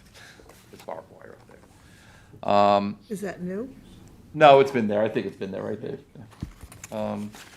The collection of stormwater, again, this is an existing site. There's not appear to be any site changes that would warrant additional drainage, and Tom certainly didn't raise any issues. No outdoor sales lot, rental, equipment storage, or display area. Again, none of that is proposed with this and it won't be permitted. And then M says the proposed use recognizes further specific conditions, which we are now going to go through. So A, B, and C are the separation distances, so I don't address them individually. So if you go to page 7 of this report, right above D there, it responds to all 3 of those. And it says there are no schools, churches, or community centers on the same street as the cannabis dispensary and within the required separation distances. And I think Jackie will adding there Per the Office of absolutely. Cannabis Manager. Although the project location is immediately adjacent to Tuckahoe School, again, the planning board finds the proposed cannabis use is not on the same street. There's existing significant buffering and a large separation between the 2 uses, and that it can be reasonably expected that the school children won't interact with the business. I think that's fair. D, a non-medical cannabis dispensary should not be within 1,000 feet of another one. This one is not. So they have their proximity protection from the state, and you can go to the state website and see where they're mapping them out. E, the traffic analysis. You will see in here on page 8, I say in here that the planning board has reviewed these and we didn't ask for a traffic study. I actually stand corrected. We did review a traffic study for this one at an earlier stage. So in fact, we did get a traffic study. So I'm going to note that traffic study in here, and that the conclusions indicated that the use doesn't generate significant, and so I will reference them there, that was my fault. F talks about the parcel shall be of sufficient size and shape as to provide the required buffer and transition yard areas, to screen development from adjacent parcels. I just say C, comment below item G, because then G goes on to talk about the 100-foot transitional setback. So it just, when the regulations were prepared, it just says 100-foot transitional setback from residential properties, but the specifications of that are not identified. Unlike our other section of the code where we deal with transitional yards, it defines what that means and how that's, applied. We didn't do that here. So I have to address it. So I say in here, the subject property adjoins residentially zoned properties along the rear property line, which are the Tuckahoe School properties and are not improved residences. The plan board finds that adherence to the most strict interpretation of this requirement may be difficult to accomplish, given site existing conditions. So if you made an argument that you're subject to a 100-foot transition from this property line, not going to be able to meet it. And so the plan finds that adherence would be difficult. However, the overall intent and spirit of the law to protect residential properties has been met, and that potential conflict from the nearby school is not likely. And the reasoning behind it here is the vacant residential property is completely wooded. Again, we have the big wooded area here, 125 feet deep, over 500 feet from the rear property line to the school building. And again, the existing 6-foot high fence along the school property line to be maintained. So I think when you take into those factors, I think the intent of having a proper buffer between properties, has been met. H talks about the appearance and layout of the building. This is an existing building with no proposed changes at this time, but if they have any, they'd be subject to further planning and architectural review board. What about the canopies that are up there now? They're going to the ARB, I believe. The signage, right? You're dealing now with the signage? So the signage does, yes, and I do note that in here, I believe. Otherwise, I will correct, actually, I'm going to correct that in there. I'll note that, Gloria. Parking on I, yes, the parking has been met. Outdoor speakers, there's not going to be any outdoor speakers here, so that's good. Pedestrian circulation plan, again, this was an existing site, and we'll see with the DPW if they require anything from them in the front. L, drive-through windows, there's going to be no drive-through windows, they're prohibited. M, on page 9, talks about signage. And then page 10, signage is subject to review and approval by the planning board. The pending application before the zoning board of appeals for signage cannot be approved by the planning board until and unless the ZBA grants the necessary relief. So this board understands the signage is not being approved as part of this. When they're done with the ZBA, I'll bring it back to you to do that separately. Ed talks about the permits and approvals from the Office of Cannabis Management, and we always make that a condition that they have to submit everything they receive. O talks about the security system requirements, and these are required of the OCM. So a detailed safety management plan must be submitted, which I believe they already did. And of course, the applicant shall take all the necessary steps to discourage and correct objectionable conditions, and this includes, smoking, noise disturbance, drinking, loitering, and littering, such like that. P, the operating hours are from 10 a.m. to 9 p.m., so obviously that's the condition, and I believe the delivery services are limited to that as well. And Q, the planning board shall incorporate all applicable fire marshal requirements into any approval. And of course, when they go in for a building permit, and the fire marshal's already been dealing with this application, they get a further review at that time, so we know that. Any remaining issues, lighting, we will just note that all lighting shall be projected downward and not spill over to properties. Outdoor lighting fixtures shall not be installed at a height greater than 10 feet. Engineering, the site plan shall conform to the requirements of the town engineer. Dumpster, they do show a dumpster in there, so fencing and screening details shall be provided. It does not appear this requires an upgrade to the septic system.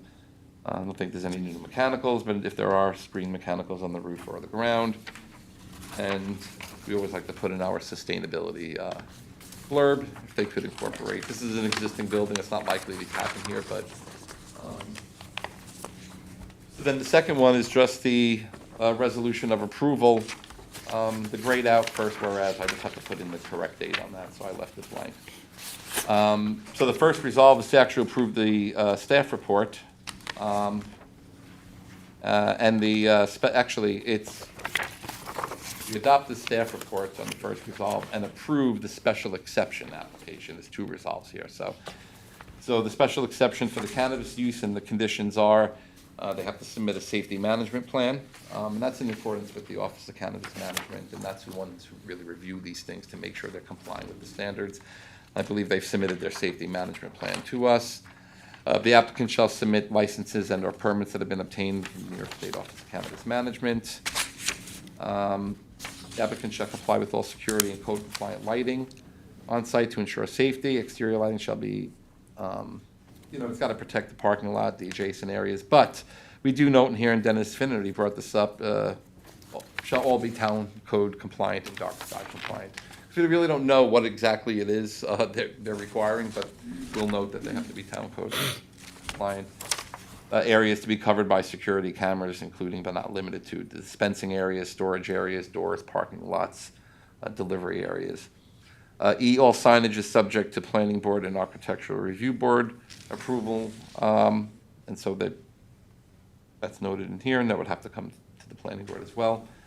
The applicant shall take all reasonable steps to discourage and correct objectionable conditions on site so that people aren't sitting around consuming the product, creating noise, disturbance, etc.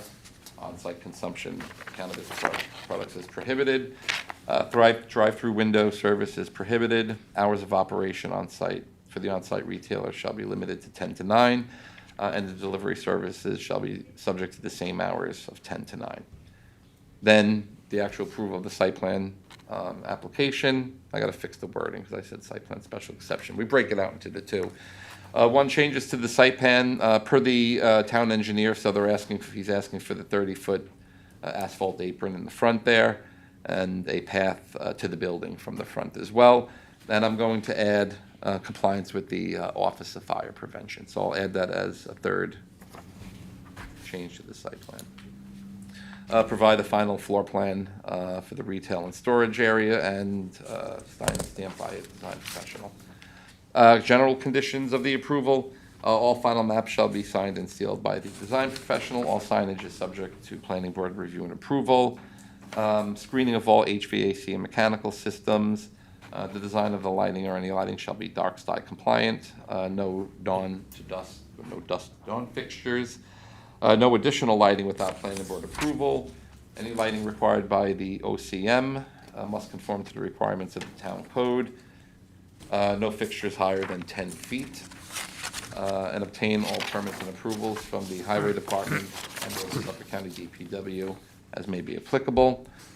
Pre-construction meeting with the engineering division, and then to be completed prior to the signature, town engineer approval of the final maps, the submission of a affidavit indicating compliance with the conditions of this approval, and of course the 6 maps to be signed by Gloria. David, do you have any questions? None at all. Any questions from the board?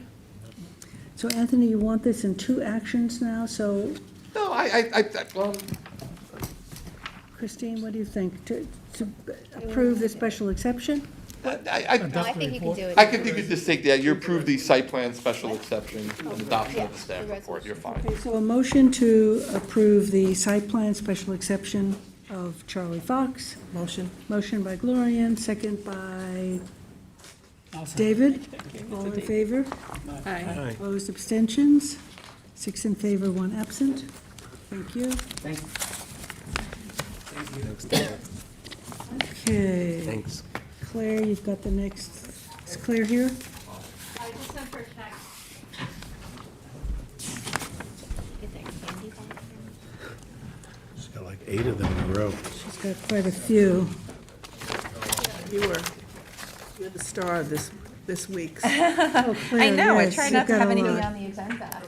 Yeah. Do you want to go right into Bridgehampton Comments? Yeah, if you don't mind. Barnes and Noble? You have some map plans, right?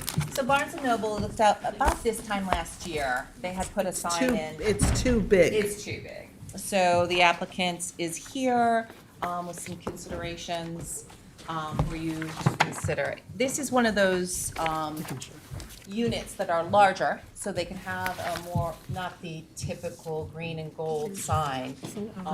But the sign is at the fascia, so the perspective is important in terms of like, you had said that sign was too large for the fascia. None of them are that long.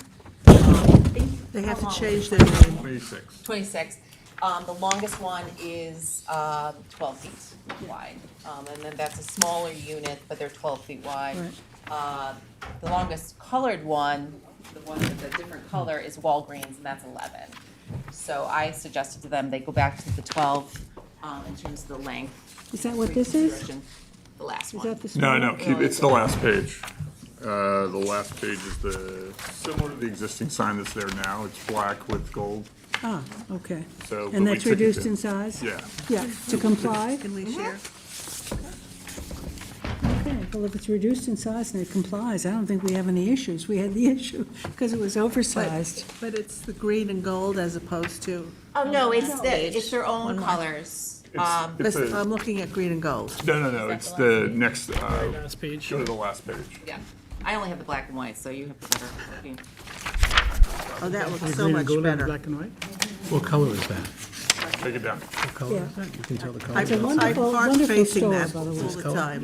No, like I Happy to said, have it there. obviously a miscommunication on the square footage and how we calculated the original size of the sign. Thank you for but complying. Yes. Yeah. I will, We will approve it. So the length in this case is what? 11. 11? 11 and change, 11 and Okay. 6, I think. Perfect. Perfect. and And when we you, will do a resolution. when are you to gonna that effect. change it? As soon as possible. Thank you. ASAP. To approve. Yes. Go and get it done. It's easy. It's not a lit sign, so it's Great. just pin letters, so we just gotta get up, patch it up. And, Yeah, it's, but Thank you. as soon as we get a permit, we'll get in there and get it I done. shop there every week, so. Keep doing it. It's wonderful. Motion by Kate, Second. second by Gloria, and all in favor. Aye. Opposed, abstention, 6 in favor, 1 absent. Thank you very much. Thank you, Thank guys. you. Okay, Thanks, Claire. thanks, Mike. Thank you. Claire, you want to go to J.O. Rifkin? Yeah, this is Federal easy. Lane? This is a bond release. Release of the maintenance bond in the amount of $31,500 in connection with their landscaping. Okay, motion by George, second by Tom, all in favor. Aye. Opposed, abstention, 6 in favor, 1 absent. And then likewise, Flying Point 1 and 2, which is in the corner of 2 Montauk, that's the medical buildings. Yeah, and- the Farrells. and Office buildings. Mm-hmm. Likewise, the release of the maintenance bond, which is $56,000. Motion Motion? by Gloria and second by Kate, all in favor. Aye. Opposed, abstention, 6 in favor, 1 absent. So we saw Hidden Cove at the last meeting, and as they were leaving, they said that they have funding for 4 EV chargers on the property, and they would like permission to install them, and the funding runs out by the end of the year, which is why I pushed it back on the agenda for this meeting. It's funding from Porsche, copies of their letter. Funding from, Yes, please, come on. funding from where?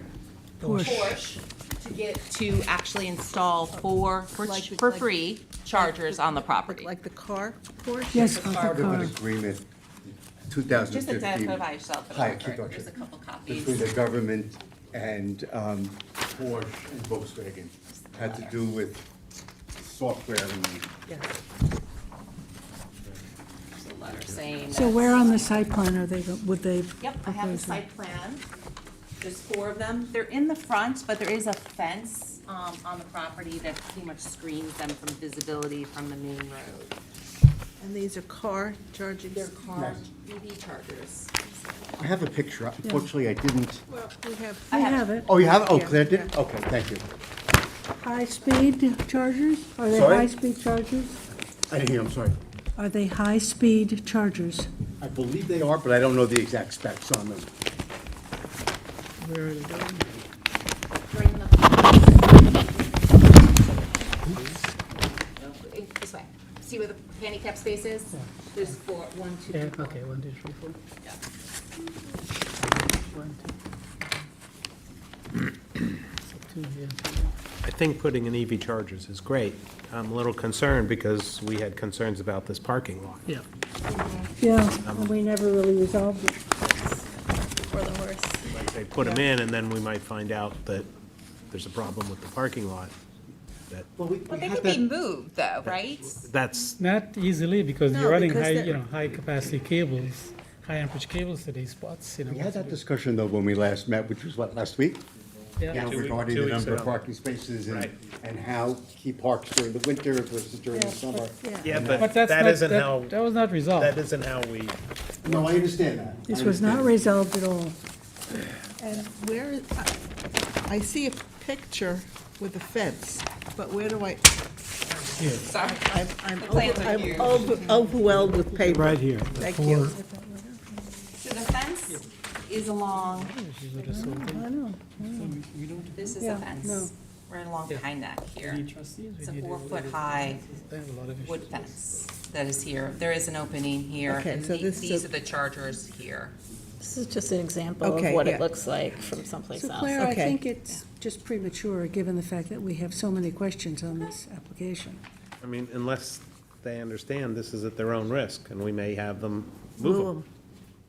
you know? But But I that's- understand that. What I would ask is that you approve it, we understand, and let the client decide, you know, if he wants to, But if he in a- wants to do it proof- at his own risk. Approval And is worth subject something. to a letter, a notarized letter from the applicant, understanding that you may require them to relocate them. Just seems like Seems procedurally silly. going forward and going back. It's just the, I It's- understand them It's a asking nice for it. opportunity, but, you know, So- if you apply Well, for a lose out on grant and the- then you're not shovel-ready with your approvals, usually you wouldn't have the opportunity for that grant. I've experienced that personally. He will lose out on the opportunity. Yes, That letter makes it clear. because Yeah, it's. I mean, Remind me the problem- Porsches. Remind me the problem with the parking, is it specific to the area where they're talking about putting the EV chargers? I don't Well, throughout the recall. entire site, because That- there's no to being close to the number of parking spots they need. He was making a case that, oh, well, you know, he manages the parking by stacking them, you know, triple and doubling the parking, but we don't approve parking that way. We don't approve parking that says you can park 2 rows behind everybody else and you can manage it, because that's not the way parking regulations Right. work in the town. and it is in this area, Yeah. Yeah. that front parking lot. Okay. So tell us about this grant and what's an alternative to it if you don't get it? You know, Porsche's not going to go away, right? No, but apparently, there's this national program where Porsche and Volkswagen were obligated, we did this with another client in Brookhaven, obligated to spend, I think, about $2 billion on installation of these EV charging stations.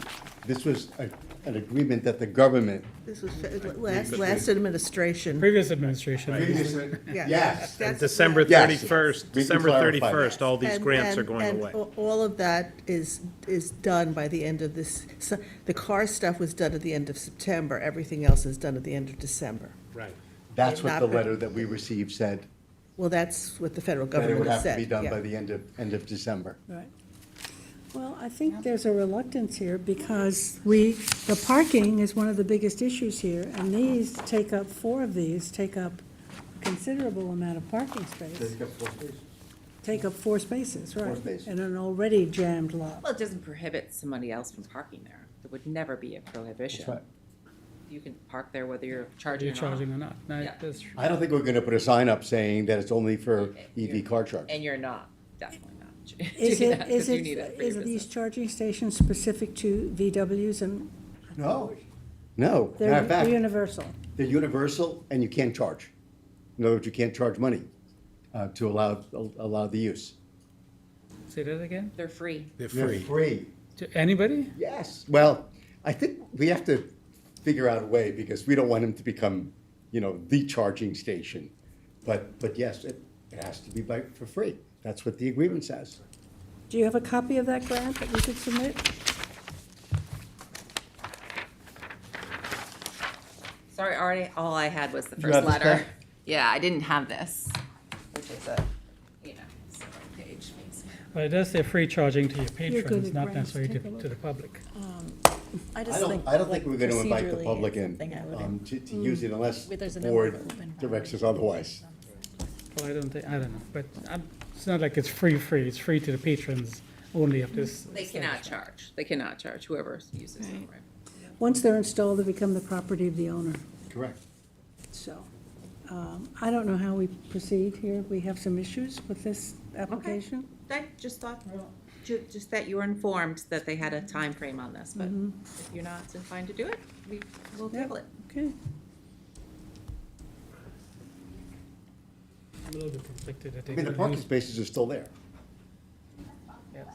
I'm a little bit And we conflicted. don't, we don't feel like if they can assume the risk of moving, that we let them use the The site plan dollars? process exists for a reason, to look at a comprehensive view of a site, and to undermine that by allowing like, just, oh, we have this opportunity, But to we're me, not it feels undermining. like we're undermining the They process. relayed this information to me, I knew it was Yeah. time But sensitive. we're not undermining the process. If they assume the risk, when we do resolve the parking, of moving it at their own cost, then we're simply taking advantage of a grant that is ending, a federal grant. I don't see a problem with that. Okay, let's take a vote. I'm going to call a vote on the board. Well, just. You can wait. Said with You want to consider it? I mean, they do have until the end of the year, you have the 11th, To but put it in, we may have a move. put it in. or at least get a building permit. sign something. But let's just make it clear, Jackie, that whatever we're Process voting of on our will be, investigation of the Yeah. site plan by that time. They've not put in an application. The application's It's in, in. It is but now. there's still, you Yeah. want to use verification, there's things to be Right. done, yeah. we needed information from trustees about what's happening out there. I think if we're gonna vote on this, we have to be clear that if this is approved or which or not approved, it, one of the conditions will be strongly be that the, Thank you. Welcome. the applicant cannot, will have to assume the risk, and they cannot use the fact that they're already there as an argument that this, other things should That's fair. happen. That's fair. So a letter from the owner of the property saying that they assume the risk of possibly relocating or required to remove? Okay. Like, why don't you workshop that with our council for the next meeting, and then the board could consider it with council's advice, Yeah, right? that's great. Yeah, okay, December 11th. We can get you a building permit on December 12th, And if they approve it. And you could certainly include language that indicates this in no way gives any Vested rights. approval to the existing plan that still is under review. Well, Some they- language they- that, But they just won't get the grant, you understand? I mean, Kate and I have applied for lots of grants. You know, and a Not grant, ready yet. someone who's granting, they want a definite yes or no, given and cooperation with all the agreements that they have. So it's one way or the other. I'll draft an agreement, send it to Claire and to Christine. Yes, that'd be great. Okay, so no vote. Yeah. Great, Thank you. thank you. Thank you. Will this be on Okay. But then we'll- He's gonna- December 11th. December 11th? Here we go again. That's Claire's. Yes, please. So you want to do Connor? Yes. Connor? Thank you. Number 13th, Connor Friedlander Gateway 1. Just wanted to give you a heads up that So Connor Freelander, at the last time we had this application on, it was a work session. This is now it's a 10-lot subdivision. Yeah. You don't want to use these? Oh, that's great. Yes, Do that. okay, thank after you. we hear everything. Do Yeah. both, right? Yes. Okay. So the, Can you identify yourselves for the record, please? I'm Steve Naroda with Aris Design, 38 Union Street. Stephen? Southampton. Stephen Naroda, Narota, Nieroda. oh, with a D, okay? Carl Benincasa, we know. Are these the same thing or different things? And we, That's not There's Greg two- Connor. should be two next. K-O-N-N-E-R. Oh, I see. With two ends. It is, There's K-O-N-N, two. double N. You're the second one. They run together. We got a set. Give them a set. so, the last you saw it, there was some direction given to the applicants that the code has changed, requiring, a cluster plan with, commercial subdivisions. So we had a work session, we talked about it. We've been working about the yield, what the yield plan looks like, and also the cluster plan, which is the second sheet. The second sheet is the cluster. Right. Yeah, this is the same. Does Preserving everybody the have? cluster plans, There is a little difference. Very Slight impressive. difference. Because it is, Similar, it's yes. between the wetlands and the agricultural lands, prime agri soils. Bigger set. Yeah, the set is for preserving and proposing an open space parcel that you see. The applicant likes the 10 lots. That's the one we're gonna look at with regard to secra purposes. The advantage to them with a cluster is that, you know, setbacks can be modified to create something a little bit more interesting in terms of access, roadways, those kinds of things. Right. Whether this is the final cluster plan, you know, is something you can work on during the preliminary process, but at least it gives a guidance that we can use to the coordinate with, the other interested agencies in this case, or involved agencies, the health department. Sorry. Yes. So we have the basic information to commence secra, and in this case it would be, coordination with the involved agencies. Yeah, great. Yeah. This looks better. Yeah. Yeah, we preserved the house. We preserved the transition yard here and up, and all of the this area, which is very sensitive both topographically and environmentally. And that's all buffer around the side. All buffer. Oh, great. And and where, the road out to the light? It's not shown on here, but it will, the road is gonna, we're thinking of a sort of a U in here and then out egress only through the, So the light's over there, that's what I was trying yeah, to the figure out. light's right here. Right, in the past. I had the just wrong to- light. We've done this a few times. In the past, we've had, on the western side of the property, a right in and right out. Right in, right out, yeah. Right, kind of like they have across the street, Yes. type of thing, and then the light where the light is. Well, the light will control it too, yeah. Right, exactly. Yeah. Okay. Same number of lots. Yeah. So it's possible that if you get a larger tenant in here, you could combine two lots or. Well, I get, that would be a site plan, and we'll go through the site plan Right. process and giving some, yes, exactly, correct. Good. Parking's not gonna be an issue, but smaller, the roads that we're gonna, the cross-access we're gonna have.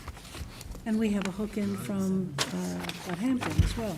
in There'll here. be a hook right here. Yep. Yeah, And so what I also suggested that they do, which they do have some like basic, you know, concept plans about what would be development, that you'll look at that. That'd with be this- great. With this neg deck or decision that you make, past, you know, whatever the secret determination is, so that you can have like a baseline. It'll be kind of like a GEIS or, you know, general look over. And if they follow it, then the process with secret future will be easier for them. So. good. So we're just, 25 years of options to show you, right? I remember a lot of them. One or two. I'm sure, they'll all ring a bell when you see them again, right? 10 lots. There's Can we no explain gym. these two again, Sure. please? That's, Because your verbiage just says One is a subdivision, cluster. 9 lots into 7 lots, so it's a little Yes, bit that was the confusing. original, That was but the when original, that's we have the. inaccurate on the. Yes, it on the now agenda. is, now we're encouraging them to do the cluster plan. Okay. So they said, okay, cluster, great. Environmentally better. They're entitled to 10 lots. The top, what Yes. you have on top is your cluster, okay. Yeah. but that's the second one in our sheet. Use the yield plan. The second page, Yeah, is it's- the cluster. It doesn't look that different, but Well, yes. The first one has the driveway coming in with the cul-de-sac, right? First Yes, one yes, has yes. the road, yeah, and I guess, where is the road on this one? but the second one doesn't require a road. series because of, it is a cluster. You flag have the lots. ability to waive the requirement for the front yards setback of, you know, it's either 20 feet or 40-foot frontage. You have the ability to waive all those things. Whether that's how it's going to look is what you're going to investigate through SECRA and the preliminary process. And how Have the all road that is investigation. designed. How do they get in there? Easements. Okay. There'll be easements, and they'll be entitled to that. And flag lots, I mean, these look like individual driveways. Yes, but there won't be. It'll be one easement. And what I'm envisioning is like, he described it, like a horseshoe where you'd be coming in or going out, that one east one. Kind of similar to the Commons across the street. They can only go right, or you can Yes. kind of go left into there, but, and then only the light will be the only way to access. A little slip street or whatever Yeah, they used to call exactly. them. Access through the property. And then we'll have obviously they have a traffic study that'll be investigated through this process, maybe have to be updated because this is a different plan, right? Yeah, but the uses are the same, right? Yeah, we'll look at that. Yeah. So the big advantage of the cluster is you're preserving more land, and Yes, yes. that's what it looks at, yeah. Yeah, and there's two things going on here. It's obviously farmlands, but 35% with the wetlands being, I think the wetlands might be the priority, unfortunately. Achieving anything with the farmlands might be not be good. It is what And it is. there's one residential lot? It's proposed, yeah. Yeah, on the south side. This- yeah. this- The one that's closest to. No, No. very south. The Closest to top of the, This one here? yes. Okay. In that zone, you'll see the red line is, that's the zoning See it, district. yeah. Oh, so that's the 10 Okay. foot up here. All approved, great. See you. That was easy. We're just starting. So, Nice try. We want to see all 25 years. Oh, we have. I don't got 25 left in me. So we're commencing secret. Yes, commencing And secret, coordination. And the involved agencies identified DOT, and health departments at this point. Okay, All right. okay, motion Motion. by George, second by Tom, all in favor? Opposed, abstention, 6 in favor, 1 absent. Claire, you want these back? I'm keeping mine. You want these? I don't want to. Claire, 14, Watermill Building Supply. Thank you. Thanks. Kristen, what's our drop dead time to be out of here? 6? Quarter of 6? We can go beyond 5, yeah. Hi. My back. clients, Tom Farrell and Tommy Nikon, are in the waiting room. They raised their hand. Can we let them in? Yeah, sure. Kevin, can you let the people in the waiting room in? Peppermint or something, whatever this is.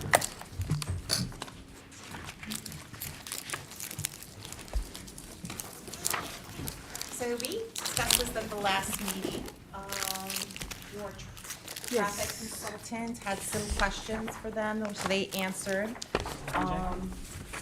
Basically, some of it was dates, and then the traffic turning, is that what you're passing out now? The next one is, Is this the same? yes. Oh, I'm sorry. It's the same. You have? This is the. One is thicker than the other. Why is one thicker than the other? It's heavier. Please share. Probably have two, I don't know. Anybody have this? Everyone's getting I know, every time you come to the Same, table, you same. confuse us with too much paperwork. Sorry. It's okay, no, but Is it's that so a nice to strategic have, move? to have them in the size that we can deal with them. Thank you. Not all over with Thank papers. you. So we don't smash into the microphones. So, based upon that conversation, we said if they got us the information about the traffic turning lane, the updates with the information for the traffic counts, dates, we could send it to your consultant who okayed everything, thought everything looked good. His job was done. So I said then we could look at the secret. Which I have in front of you. This is the actual narrative. Do you want to look at the part 2 first? With Yeah, the and then go to your narrative. narrative? Sure. So the impact on land, I've said, and then I've reflected the narrative. Or do you want me to say impact on land and then we'll go over the wording? Well, why don't you just say impact on land and then read your wording? Read my go wording, through great. the summary. Impact on lands.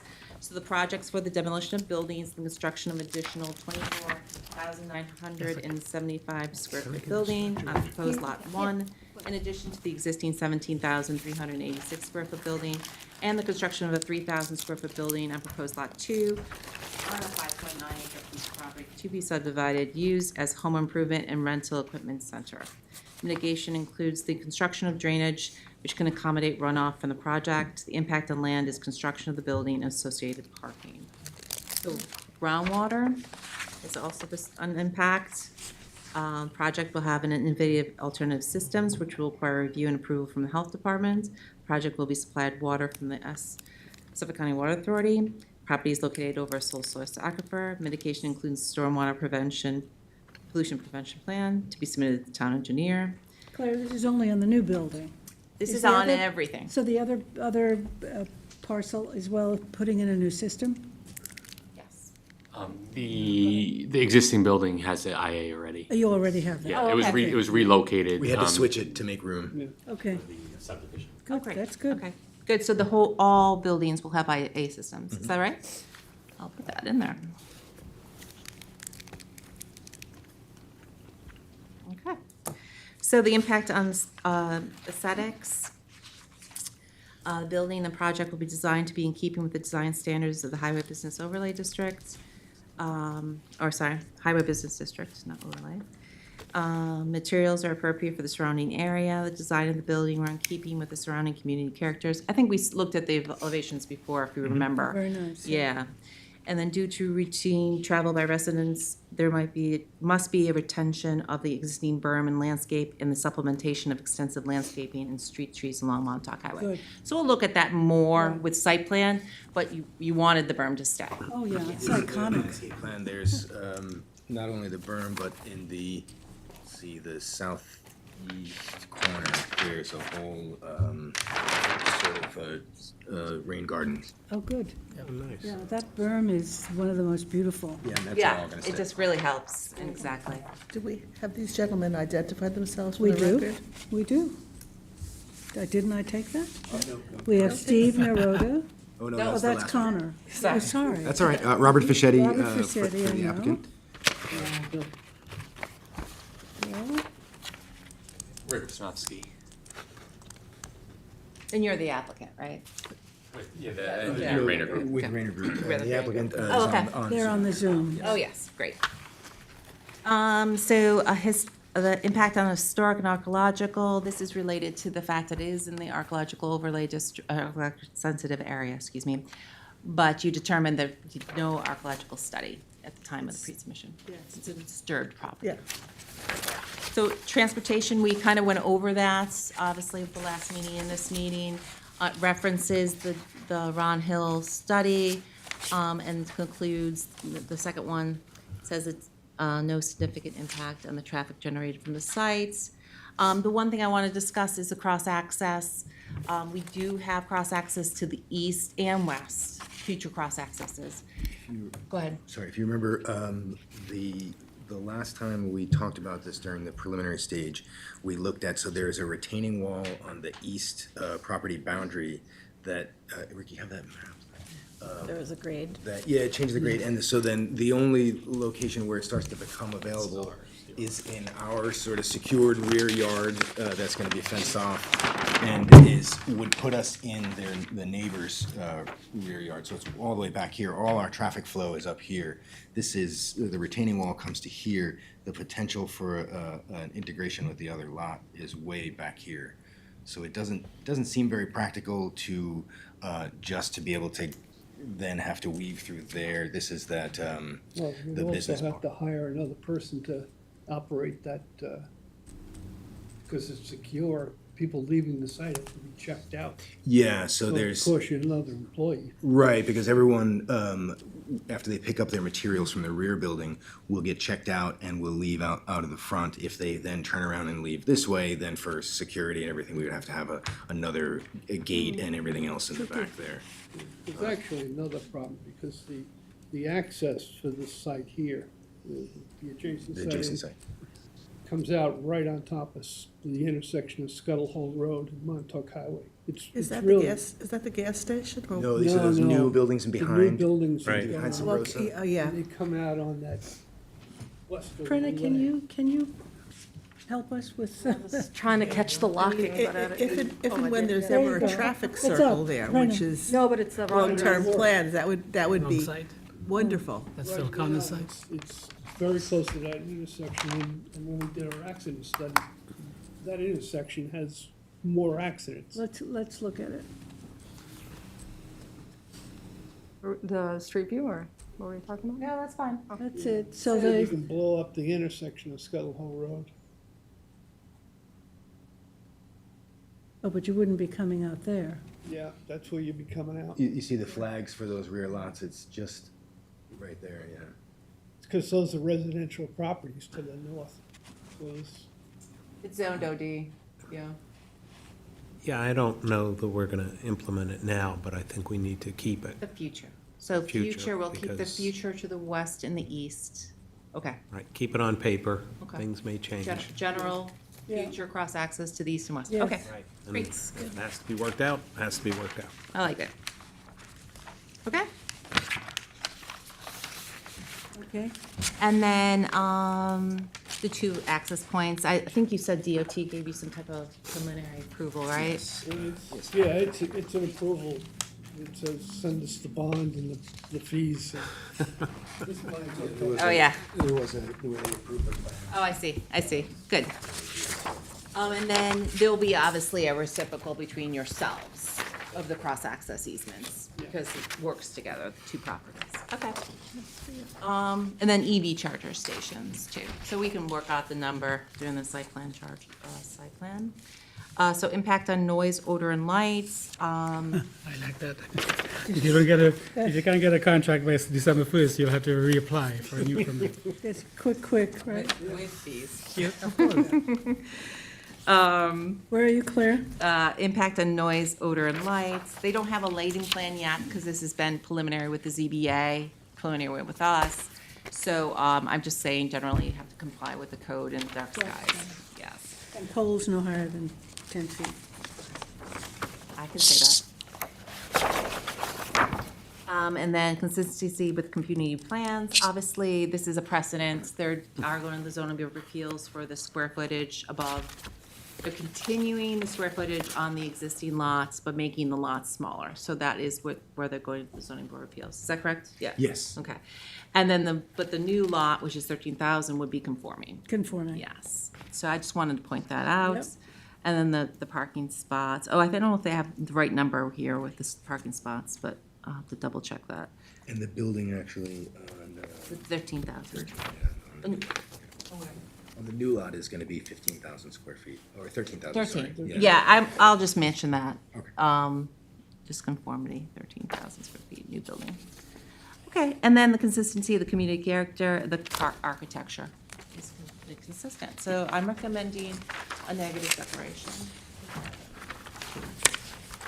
Any questions? Consideration. Any questions? Okay. We can take a vote on that. Motion by Kate, second by Gloria, and all in favor. Aye. Opposed, abstentions? 6 in favor, 1 absent. Thank you.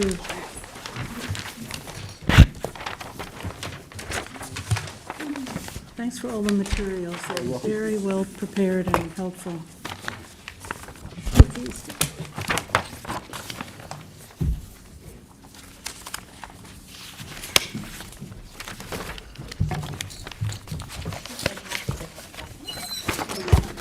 Thanks, Ron. Yeah, you can't hire somebody unless you know what the report says. Yeah, we need to see the report. Thank you.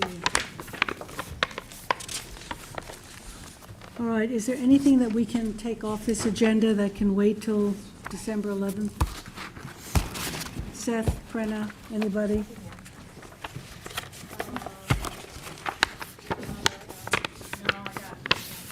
Everything else is pretty much pro forma for this, right?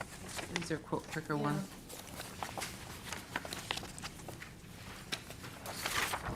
Well, there are 3 sites disturbances. They're fairly quick. But we Two can make referrals. those quick. The hotel development, is that That's me. Is that time sensitive? Public hearing is on the 9th. It is on the 9th? Yes.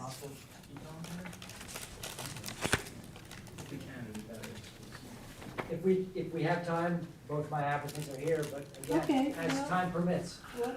We can go till 5:45, so It's 4:20, so. let's keep moving. So, do you want to do Oceanside, Claire?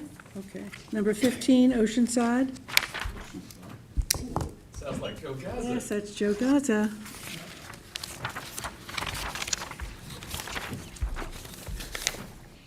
So, where we're at is the ZBA has an application for access to this old file map, 5 lots They have an application for access over the easement. over the easement. Okay, we'll consider that, It's an unlisted action, right? as preliminarily classified by the planning board. They have relinquished lead agency to you. And so, this would be your purview to either to look at it for a secret determination, or if you determine that there may be a significant impact on the environment, you could consider making a decision on the old file map itself, which would be a type 2 action on your behalf. So when you say looking at the old file map, does that mean closing it, altering Making a it? determination whether to open this or not. To open it. You could make a determination. If you think the environmental issues on this property, these development, opening of the old file map is so, rises to the level of a POSDAC, my recommendation to you would be to issue a denial on the opening of the old Old file. file map. Would this be eligible for a condition neg deck too? Yes, it could be. But then you have to go through secret or not? You do? Yeah, you would. You would? You would, and you could, in that case, say, I don't think 5 lots are appropriate, I think 1 lot is appropriate, 2 lots, 3 lots, or whatever, when you do that. Yeah, you could do that. It is an unlisted action, so you could do a condition neg deck. Okay, Joe, you know, we're limited with time here, so. I'll be quick. First, I'd like to address Mr. Neely. At our last meeting before the board, Mr. Neely brought up a point that I've been thinking about for the last month. He brought up that I bought the land after the town bought the lots on the map. And I was thinking about that. And I said, you know, I'm experienced, and I do my homework before I buy something, and I do the work. And I said, did I really buy landlocked land? And I went through all my files. I'm doing that last couple of days. And I found, I'll pass this to Mr. Neely first. I found that I did some research, and I hired Fidelity Title Company in Riverhead to search whether I had rights to use Kathy's Way. You may remember Kathy's Way is the orange road on the map of Oakland Farms, which has been the big issue. And of course, if I didn't have rights, I bought landlocked land. Mr. Neely would be correct. But the title company certified that I had rights.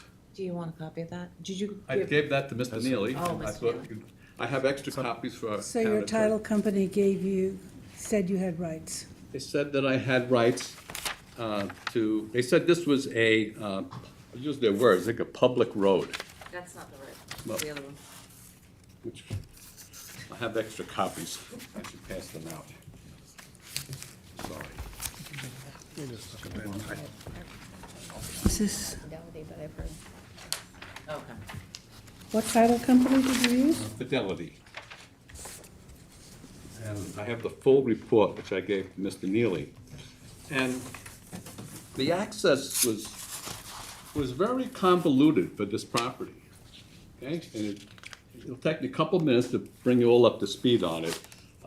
When the planning board studied the entire old filed map of Oceanside, you're required, and you did, provide for the entire map, not just that portion of the map that Mr. Tadaldi was developing, which was about 45 acres, but there was 5 acres down in the bottom, which he didn't own, But the planning board had the foresight to say, well, we have to provide access to future development of this 5 acres. We just can't cut it off the map and forget about it.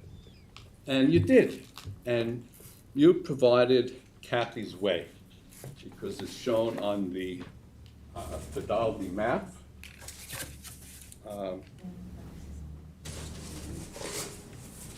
What's the, I'm looking for the Fidelity file subdivision map. This is it here. The Fidelity map was in 3 sections, but this is the section that's appropriate. And the planning board did provide an access route to get into the yellow portion, which is the Gaza land, okay? But there's a twist, because you provided a little hook in here to connect. See that little pink? And that little pink was a part of the Fidelity map that the planning board was supposed to obtain before the map was approved and finalized, because that was the hook to get into the 6 acres.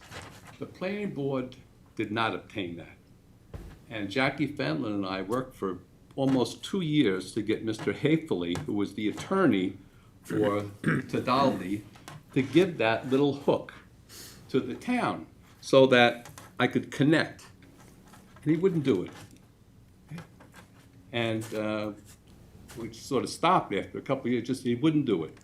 So what I did, What was his reasoning? excuse me? What was his reasoning? I spoke to Jackie, he wouldn't talk to me.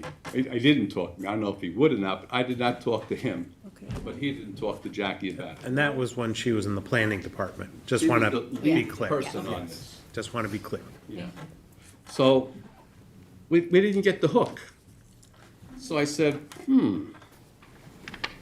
I applied to Fidelity Title. I said, you know, what's the status? And they dug into this hook, and they said, well, you'll have to get a deed from the developer to make the connection. Or I could buy this additional parcel, this little piece in here, right, which I didn't own at the time. The land that I initially bought was down here, but I went ahead and I bought this extra piece, so that now I would have a direct connection into Kathy's Way. Now, things happen. Jackie Fenlon and the 2 attorneys, Lisa Combrick and Mary Wilson. Mary Wilson at Community Preservation, they said this all came. I have you like not tweak that? I'll put it up there now. Can we, are you Put it done? on the chair, maybe say if he wants to use it, so put it Yeah, on the I chair. understand. Okay, Yeah. It's sorry, it's I've got squeaky. so many maps here. Jackie Fedlin and spoke to the 2 ladies at Community Preservation, as I did. And I said, look, I have to use Kathy's Way to get to my property. They said, it's not gonna happen. This is Community Preservation, bought it with Community Preservation money, and we're not gonna let you open the road. What did they buy? They bought 7 lots. They bought these 7 lots and Kathy's Way. It's shown in the deed that Mr. Neely has. Okay. The meets and bounds described the roadway in addition to the lots. Okay. So Community Preservation, the 2 attorneys took the position, not gonna be able to use our road. So Mr. Hafele knocked me out of the ballpark with the first one. Community Preservation knocked me out with the second one. And at that point, I became landlocked. Okay, but not initially, like I thought I had it. But the title company said I had access.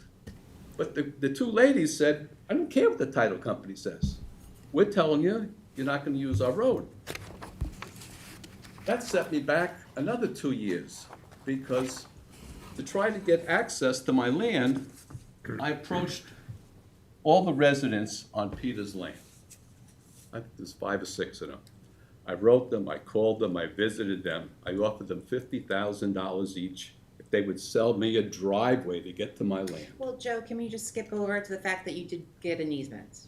Okay. One neighbor said, I'll give you a 30-foot easement, but I want a lot, Mr. Nukowitz. So Mr. Nukowitz and I made that deal, and then Mr. Nukowitz and I made an application to the planning board. That's the first time we made a $2,600 old file map opening application. Before that time, I made applications to the board to abandon the paper streets, which you approved inside my yellow area, to get direction from the board about how to develop this. I made applications with the community, the town conservation, with the wetlands, with all the other agencies.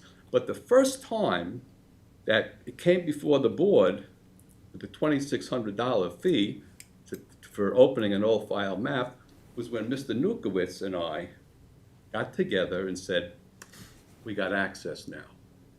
What lot did you give him? Lot number 1. The small, This one. that one You right there, gave him that one. which sits behind, directly behind his property, right? Behind his house, that's why he wanted it. Okay? So, the deal with Nukowitz was that we were gonna do an application, I was gonna do it, before the planning board, to get 4 lots for me and 1 lot for him approved for building purposes. It didn't work out that way because Mr. Nukowitz's lot that I gave him was only 26 or 27,000 square feet. You have to have 40,000 square feet because it's CR, R40 or CR40? I think it's CR40. CR40 zone. So he didn't get a building lot.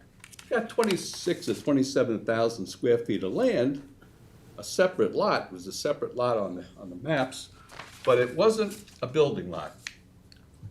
But we did the exchange anyway. He said, you know what, it's behind my home. He says, it's a nice piece of wooded land. You cleaned it all up because the neighbors had dumped all the garbage on all this property. And we made the deal. So here we are before the board 5 years ago with a 5-lot application. Now, unfortunately for Nukowitz, he can't get a building lot because he doesn't have 40,000 square feet and he doesn't have development rights. Correct. And of course, the board will only hear an applicant for a building lot if he produces evidence that he has the development rights. So I'm left by myself now for a 4-lot division of my 5.5 acres. And I have already been through a number of town departments, and these being the 4 lots, I gave up this portion, the rear portion of the property, with a conservation easement, because this is where the Aspetuck Creek winds through. You didn't give it up, you. I so that we're- preserved it yeah. in exchange for development rights. Yeah. So this is technically out of the equation, and what I have left is 4 40,000 square foot lots.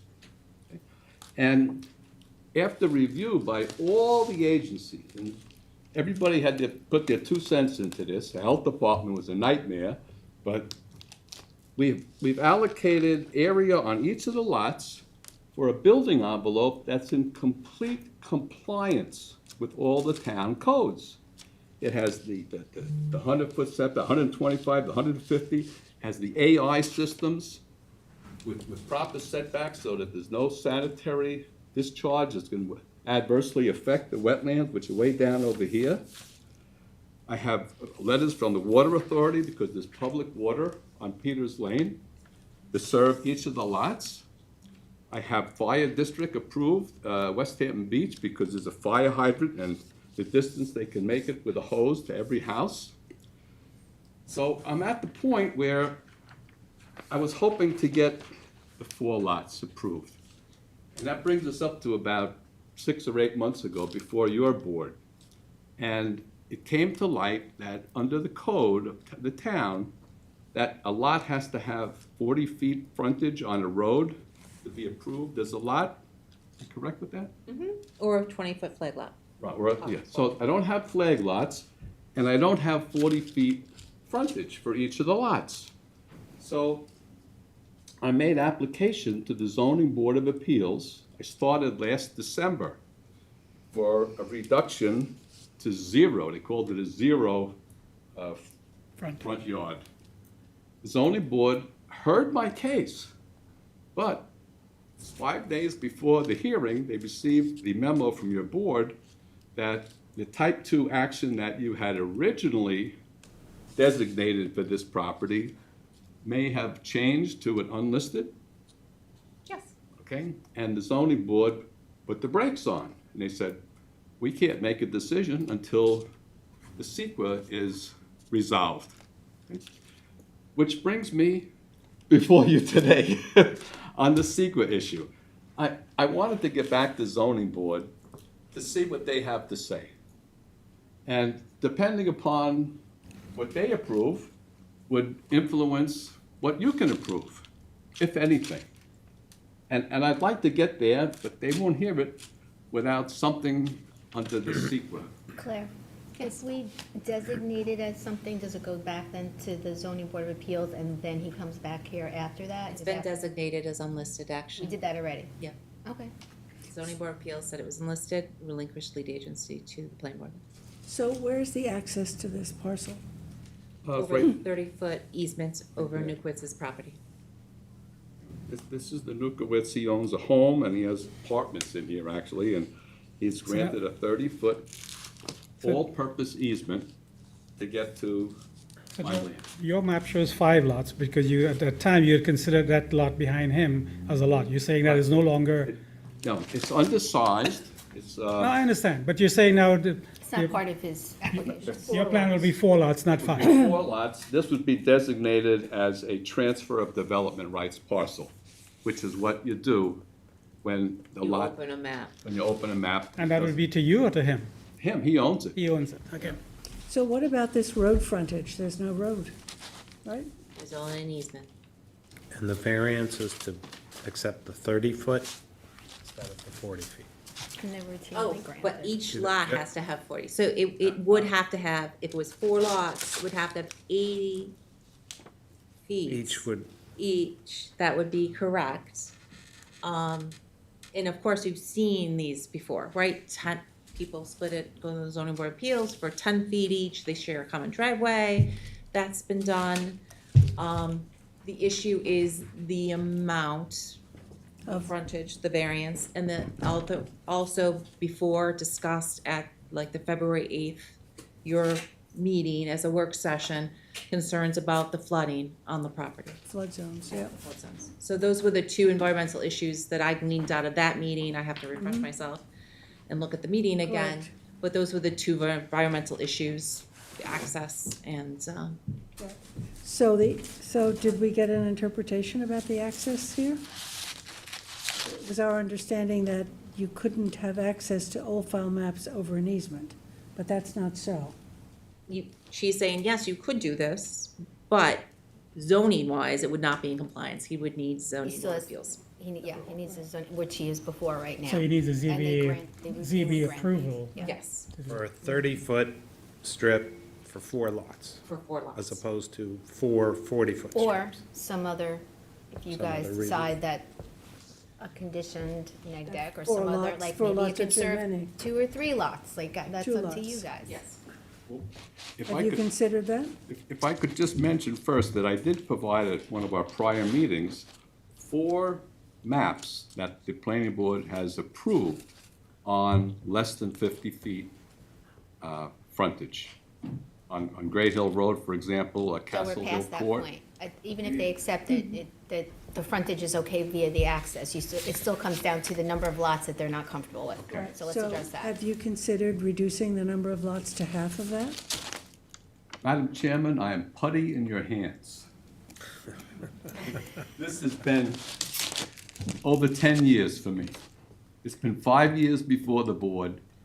I've been through access issues like I've never experienced before. With every, Right, well, it's an unusual situation here. it is, it's It's 5 years. Can I ask a question? When you look at the original old file map that was meant to be opened, you actually show 4 lots in that area, one of which now still exists, but you can't be developed, right? Yeah, the one above it. The one above He it, sold it. next to Cathy Way, cannot be developed So because, 1, 2, 3, 4, correct. so if you take away that one lot that sits behind Mr. Newkowitz's house that is now gonna be a 3. separate thing, still leaves you with 3 lots that you Well, can develop. this is actually it's 4 pieces. There's another little piece in here. Yeah, but that's not Oh, a I mean, building lot. Not a building lot, no. I'm talking That about building lots that was approved when the map was open. And could we agree at 3 lots and let me proceed? I think we have to go through secret to determine the appropriate, no, but the access was the critical issue that we've been like chewing on forever, right? And so if we're receiving a determination based on research from council that there is access, and then we can let him go to the ZBA. He's already and then there. That's what I'm clear about. They can 'cause make he's their at the decision and he ZBA. can come back so we can really look at it. They threw it back to us for, Environmental purposes. so, okay, so we declared it already unlisted, and what's our next step? That's what I was trying to get to. You're gonna consider secret. determination, Do yeah. you think now that is a secret, go through the 18 standards? But are we doing secret based on that, or we should do secret based on? Well, that could- We're gonna do it based on what he's showing us, but. Open and But is it map two- is is it different? your, But then your our issue our and the medication access. could say two lots.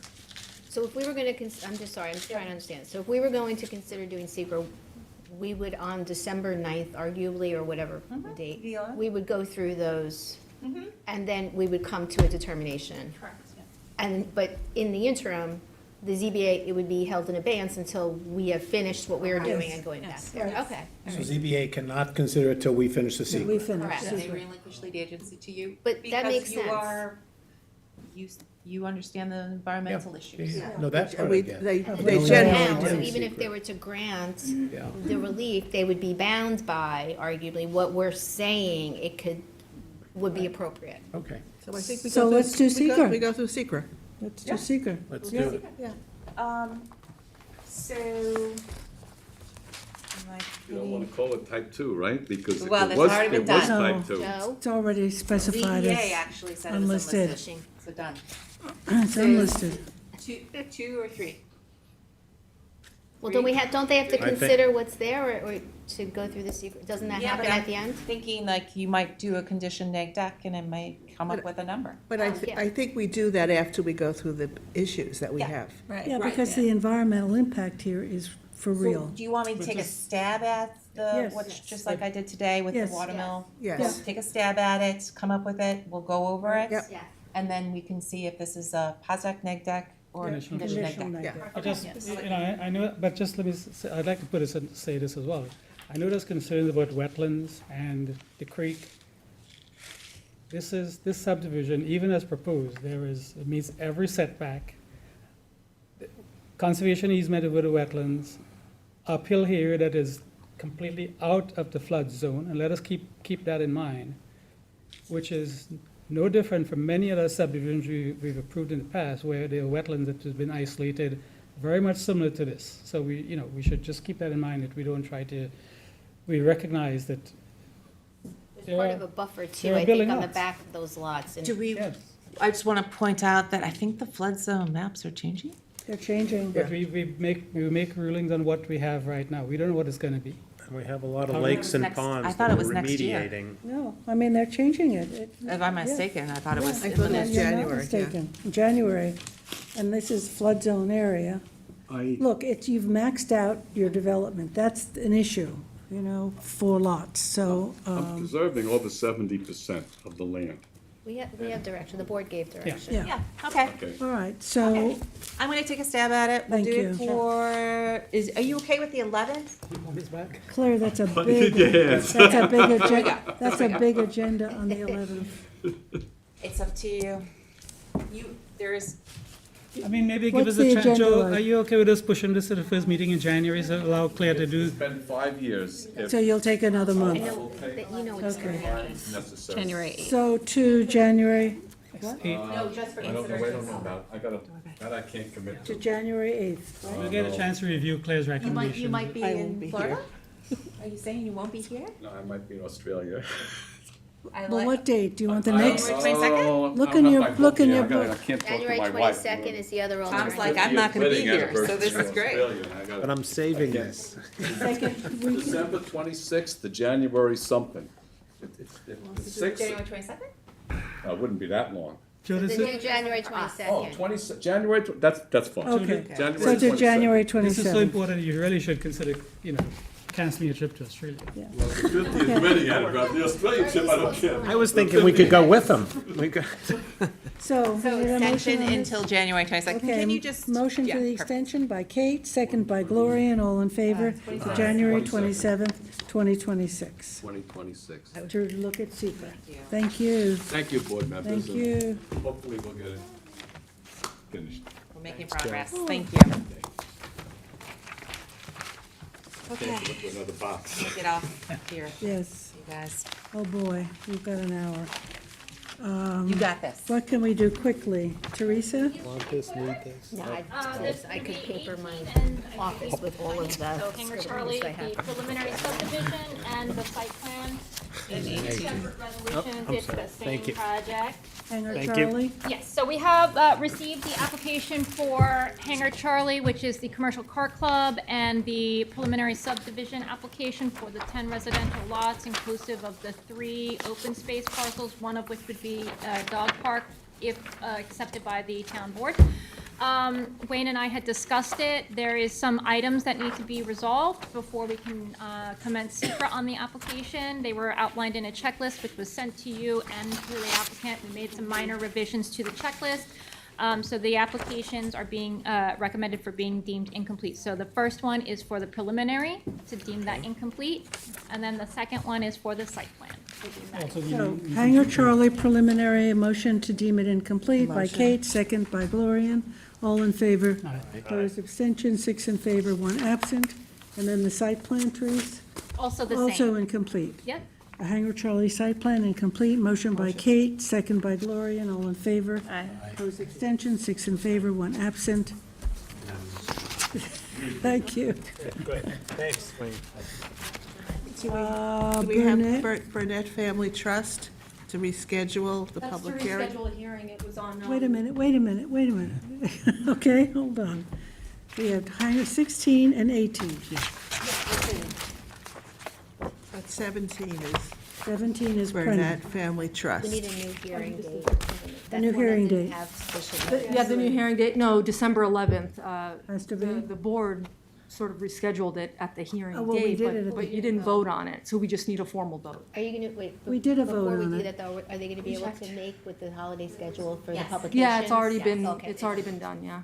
December 11th, okay, so motion for December 11th hearing by Gloria and second by George, all in favor? Aye. Abstentions. I could have sworn we voted on that, because we talked about it. Thought so, and Christine even confirmed at the end of the meeting, but then we rewatched it and there was no vote. Okay, so now you've got December 11th, okay? Teresa, Yes, so this is an application for pre-submission 19. conference. This is the old Rapid Recovery parcel in Hampton Bays, right near the radiology office that we just, the old diner. Right. We are setting the pre-submission conference for the first meeting in January. Also, the applicant has submitted a request for interior renovations of the existing office only, including replacing a boiler, removing interior chimneys, and putting in some knee walls. So the resolution also does permit for those interior renovations, with the understanding that the applicant has no vested rights to the use until we've gone through the site plan process. Okay. Okay. So there's 2 resolves there. Did you say a chimney? Interior chimney for like a fireplace. an underground gallon liquid propane demolishing of an existing detached garage, Yes, there's currently. construction of a new 900 warehouse, all of that he wants? No, that's not, no. Sure, if you want That is to. the Just the pre-submission last, conference. just the last That's the result. site plan documents. There is currently a building permit application just solely for interior renovations of the existing office, which is at the front of the building, which are minor. It includes removing and replacing a boiler, removing an interior chimney, and in constructing some knee walls inside. No Okay. changes in You'll parking. track it? Yes. Okay. I Any discussion? Motion, no. Very good. Motion, did you make a motion? Yes. George, second by Tom, all in favor? Aye. Opposed, abstentions, 6 in favor, 1 absent. Thank you. Thanks. Okay. Prena, you want to do North Edge Stables? Yes, thank you. I don't know how we're going to get through this. We'll get, I think there's some of them, I think they're gonna go quickly. Okay, all right. Yes, Wayne Bruin, welcome. This is the horse farm. at Yes, 819 on Lumber Lane. Lumber Lane. This was last on the agenda for completeness on September 11th. The board deemed it incomplete due to submission requirements mostly to do with the plans. Since then, we've considered the application further, reviewed the secret regulations, consultation with the town attorney's office, and staff believes this falls under a type 1 action pursuant to secret and given the level of disturbance of the land, since it's greater than 10 acres. Prior to that and during pre-submission, it was discussed as type 2, but with this information, and the information reviewed by staff, we're calling it type 1, which would require a full EAF Part 1 coordination with any involved agencies, and then it will still remain incomplete. So it remains incomplete, because this is to consider completeness, okay. Yeah, well, it's already been deemed incomplete, so it would remain It incomplete. remain incomplete, The new item here is the designation. designation. Okay, well, I understand that. Wayne, did you need to say anything? Absolutely. Obviously, I'm shocked that this is coming up at this point. This wasn't identified in September, wasn't identified in your pre-app. In fact, it's totally inconsistent as a matter of law and also a matter of practice. Number one, as you have done on every horse farm that has ever been reviewed and approved, you considered and deemed a horse farm a type 2 action under the regulations, which basically indicate that an agricultural farm management practices, including construction, maintenance, and repair of farm buildings and structures, and the land use changes consistent with generally accepted principles of farming, is a type 2 action. I say it's contrary to law because the Supreme Court of the State of New York has addressed this very issue with respect to the state regulations. And I'll just read one sentence out of their decision. This court holds that the construction of a barn, including a riding stable therein, falls well within the scope of farm buildings and structures, consistent with the generally accepted principles of farming, and accordingly, the planning board, in that case, classification of a type 2 action under seeker is not arbitrary and capricious and is supported by the substantial evidence. Furthermore, as I indicated, we look specifically at all, because it was identified by staff at the pre-app, every horse farm this board has approved. In fact, a couple that, like last week, scheduled a public hearing on type 2 actions. Went back and looked at all of those, all type 2 actions. One in particular, Edgewood Farms, the Lauer property. One of, number one, town development rights easement, just like this, same exact language. Type 2 action, and the staff is now raising so-called levels of what the code says, physical alteration. Soil disturbance. That particular application, if you recall, had a man-made pond, all sorts of things, well over 10 acres. The Campbell Farm, similar. All these issues, all over that. But here's the other kicker on this. We asked the Rayner Group to look at our plan, and they put together a map, which I'll hand you for the record. But the area, the physical alteration of this property is less than 10 acres. So I don't know what the staff is relying on, but the physical alteration, and you can see the outline of what we included, and I told them to be very liberal. The grass areas in between buildings and so on, that really are not being altered. We counted. The paddocks outside, which is, if you know, this property is currently a paddock with a fence around it, and it's being used by horses. The areas outside, there's not going to be any physical alteration other than a paddock fence being placed on the property. So that, we don't believe, is considered physical alteration of the property. So not only as a matter of law is the staff suggesting this board take an action that's contrary to law, but it's also contrary to your past practice. And it's incorrect as a matter of fact because it does not involve more than 10 acres of alteration, physical alteration of the property. So I would suggest that we go back. This application, you have full jurisdiction under your review powers. The issue here is it's a type 2 action under seeker. We are consulting the state ag and markets as to if this planning board is to take a different position and whether or not that's contrary to your authority. And our client is getting very upset and is considering litigation counsel as well. So I'm not trying to threaten you, but this is where it's going. We could have argued that it was complete back in September. Nonetheless, we went and got the little items that needed to be completed. We submitted them. It's been sitting here on your desk since October 20th. Council? And it's November 20th. Right. So this is how we review applications. I'm just saying. Recommendation of staff. If you want to question, you can have discussion with staff. Raynor, part of Raynor's plans does show this erosion and sediment control plan of a limit of disturbance as 23.9 acres of the 29.9 acre lot. So it's approximately 80% of the lot. So I think 80%. Well, that's they're where a lot- also, where a they're lot of this doing is that coming for the from. drainage purposes. What is the area that they have to deal with drainage? But that's not, you see what is shown on his plan?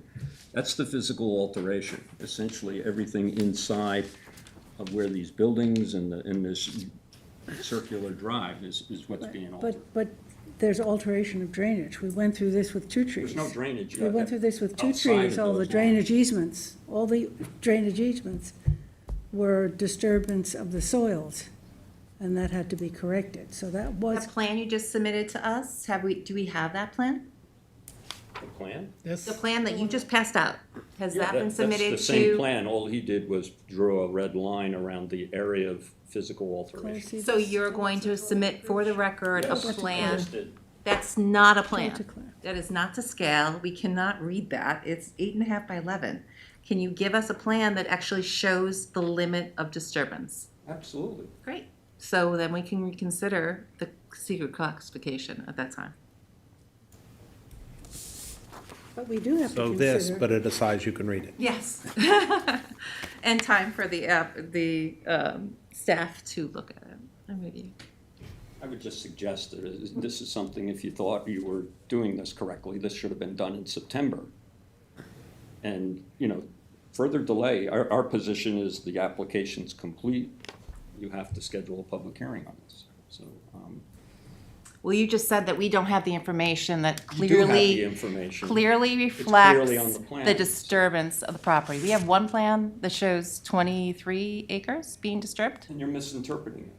Well, We did this That's the to facts. clarify how it should be viewed. And the clear fact is, we're not physically altering more than, but nonetheless, regardless, as a matter of law, this is a type 2 action.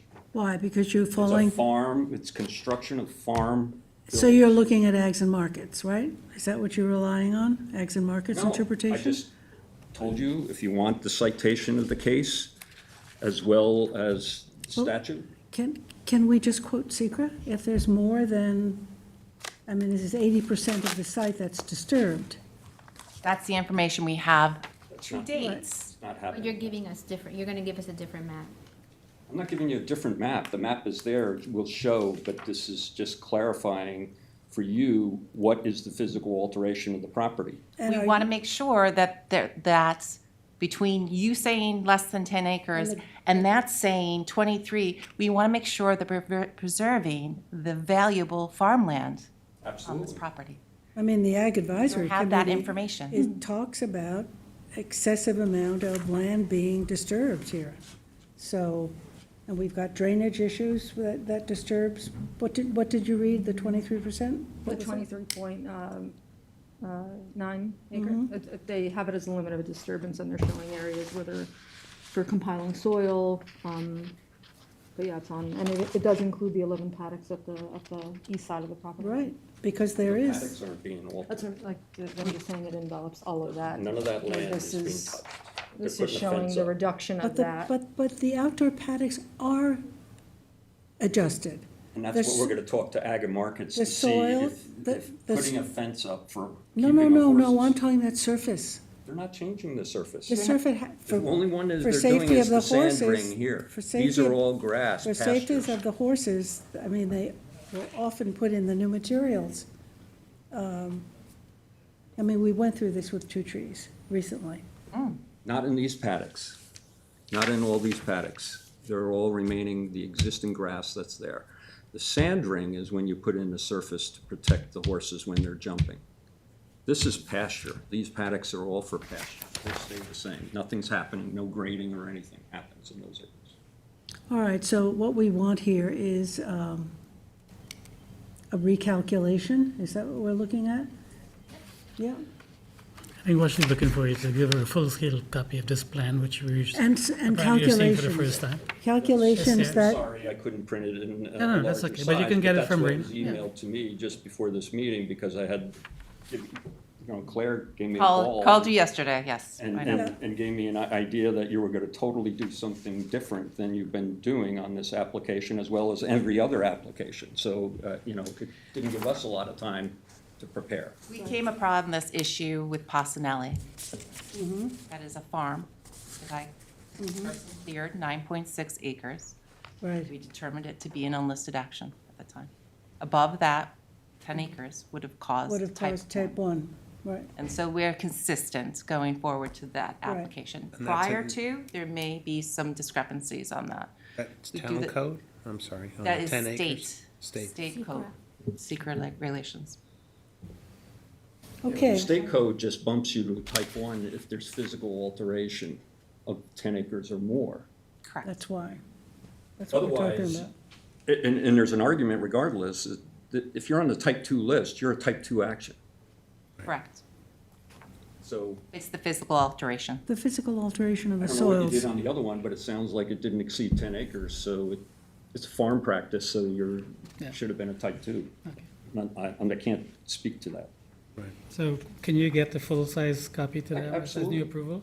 Absolutely. And it sounds as though the SWIP showed is something different in terms of the area of disturbance. Probably where they plan to put the hay bales was just outside this here, but at least this will give the planning board an actual limit of. Engineers do to make sure exactly, that's Sure. what Mr. Mutu's indicating, is where you have to put hay bales and all this other. So it's the information right now, and this The will, actual physical alteration is. and this will actually provide the planning board and town planners that this is the area that you plan to disturb. So during construction, it will be on a record that this is the area to be disturbed, but nothing outside of it. Correct. And we'd look at this in 2 weeks? Is that what we're talking about? Well, We'll get you that information. And would there be December any, 11th. or whatever? 3 weeks. Oh, right. And would there be any value in having somebody from Rayner here to explain this? Absolutely, they'll be here. All right, I'm just, from an this agenda would be- standpoint, what is going on December 11th? Does anybody have a running calculation? I 'Cause- have 2 incomplete applications, and then one of them is. It's not going to be that bad. MNC project. It won't be as bad as this. And this will just be for completeness, if in fact you guys agree that this is not a type 1, right? Well, there has been that determination, if- so, Not be a Based on type the 1 examination. anymore if If it's- it's under the 10 acres. In which case it will be just for completeness, which should be something Right. relatively simple. but it's important with the drainage here, having just gone through that. The drainage is all within With a that horse 9 farm. acres. It's not outside of that, so. the plan here, there needs to be, obviously, I'll have Rayner explain what that means, but I believe it's for purposes of calculating what drainage is necessary, because the whole property slopes in one direction, and runoff is contributing, whether it's paddock or grass or otherwise, so. So we they have to no take that action into on this account. today? Right. No action. Okay. So no action today. Thanks. Thank you. Thank you. Thanks, Ron. Thanks, Wayne.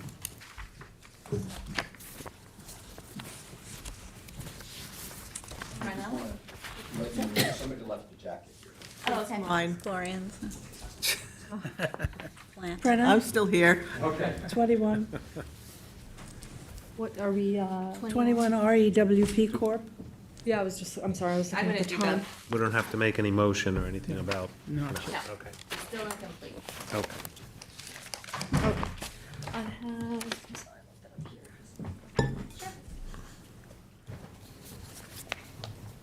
this is a road abandonment request.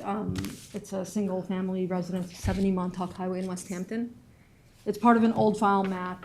There is like a paper right-of-way, or I don't know if I would call it, it's an unnamed road. And they're looking to abandon it. It's 16 and a half feet wide, so they're looking to abandon their half an 8.25 foot wide portion, so it's not. Where is it? It's kind of hard to see, but see the faint lines? white line Oh. behind that? So their half. portion, yeah. Yeah, their half would be about So was it 618 10 square feet? feet. It's 8.25 feet deep, and then the width of the lot. So you have the exact, Yeah, it equals 618 square feet, 618.48. A portion, so it extends from, this fronts Montauk Highway, and it extends from the road that's to the west, I think that's Percy. This is the motel the here, motel across the street. and then over here is Oh, okay, the that's, restaurant, which I don't know what it's called now. Was Bowie one, right? Yeah, it's called Catch. so is it just The the strip catch. behind that parcel? Right Just away, that? The east end portion has already been abandoned, so there's a strip that goes behind those 3 lots that's left over. Why do they want to do this? Why do they want to do Take it? it. Just to They take want to it part of maintain their. it, they want to take it and absorb it, and they want to, their letter stated that they want to maintain it, because it's not maintained. But they want to abandon it, you said. Well, take it in the road and then. Into the take road, it it to becomes the part of the lot. lot. Take it So into their lot will be Comes theirs. 6,000 Their lot. change. So it's not blocking access or? No, these all have Okay. frontage on a town road. And it's Town or public total road, yeah. 16 feet right away? 16 feet wide, but 16 they and a can only take half. And they're half. They're taking 8 and a No, half. belongs the to- town will never be interested in doing It's anything narrow. I mean, with they it. would have to go before them as part of the process to just double check it, but I can't It's imagine. internal, it's very internal, It is, yeah. yeah. Okay. All right, so motion? Motion by Gloria and second by Kate. All in favor? Aye. Opposed, abstention, 6 in favor, 1 absent. Thank you. Seth, you have 3. Again. Oh, no, that was taken off, I'm sorry. Which is taken off? 149 Jacker Oh, yours Path. has it on there? Sorry, I this don't- was taken off. It was taken Yeah, it's off. not on This is the the new recent one one. that came Okay, out. well, I'm using the old one.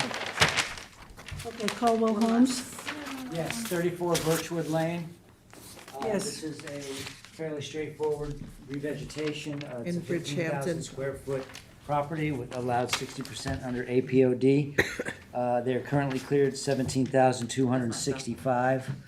The applicant, I should say the landscape designer, was here for 2 hours or so, but she bailed. Jessica Edge.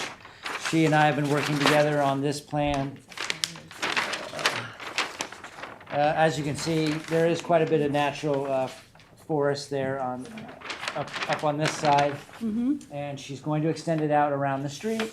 Around to this way. So we have 29 hydrangeas, 24 pepper bush, and a lot of bayberries.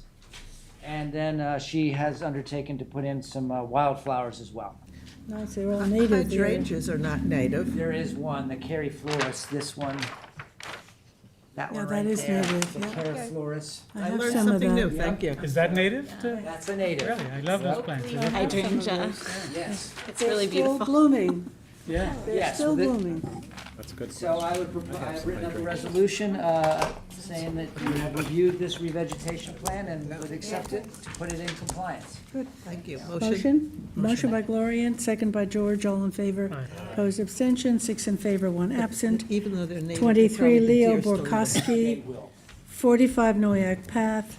This one I'll pass out as it involves Brian and a TDR. This is very similar to what we looked at last week at 788. Brian Locascio with the Adam Miller Group, attorney for the applicant. This board actually adopted a resolution for this very request back in 2015. Those conditions were development of an equivalent TDR, allowing for the 10,826 square feet of clearing. Verification by the planning department that the credits are obtained east of the canal, and filing of a standard covenant. We've obtained credits that are within the same groundwater management, approximately 2 miles from the property. We've submitted a revised re-veg plan just because we didn't have access to the prior one. I have copies if you wish to see it. It's a rather irregular shaped lot that abuts a large tract of farmland, so while we agree and acknowledge it is subject to clearing limits and needs to be revegetated, it's not like it's attached to a large tract of vegetated land. And in any event, we are revegetating and we're looking to just basically instate the 2015 resolution that you all adopted and. So I have verified that the TDRs still exist. They're in North Sea. It's about 2 miles to the west. They're vacant land. They were signed by the town supervisor in 23 and 24.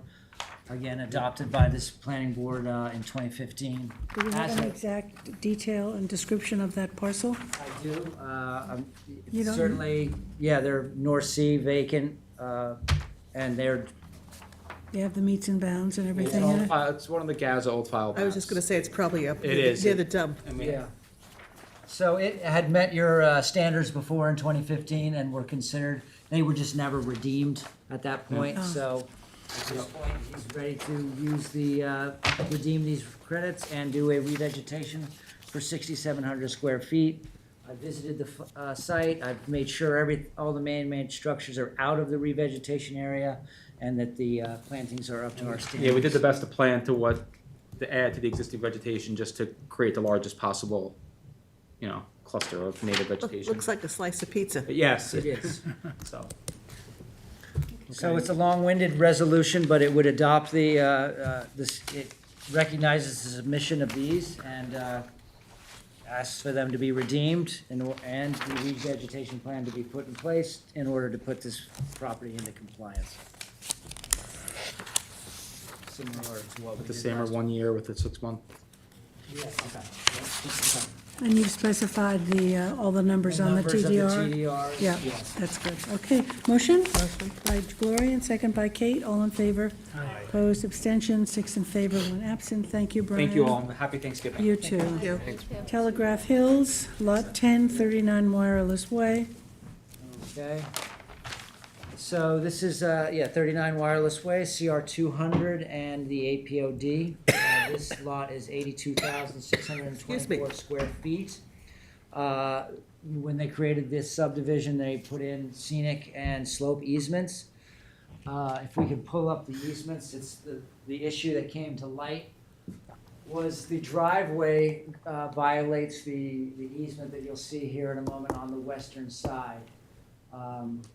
That has been like that since the inception of this subdivision. It was built that way. How'd they get a CO? And it's been like this for years, so of course now it's come to light for the current homeowner. I had discussed this with the chief building inspector and the town planning and development administrator. If you look into the past, it was once a pathway. At any rate, it's kind of pre-existing. They found it to be pre-existing. And they thought it best, and they would propose to you. We have taken the 1,467 feet of driveway that's in that easement and told the applicant, find another spot on the property to re-veg. So I'm in essence reducing the amount of clearing that is allowed under that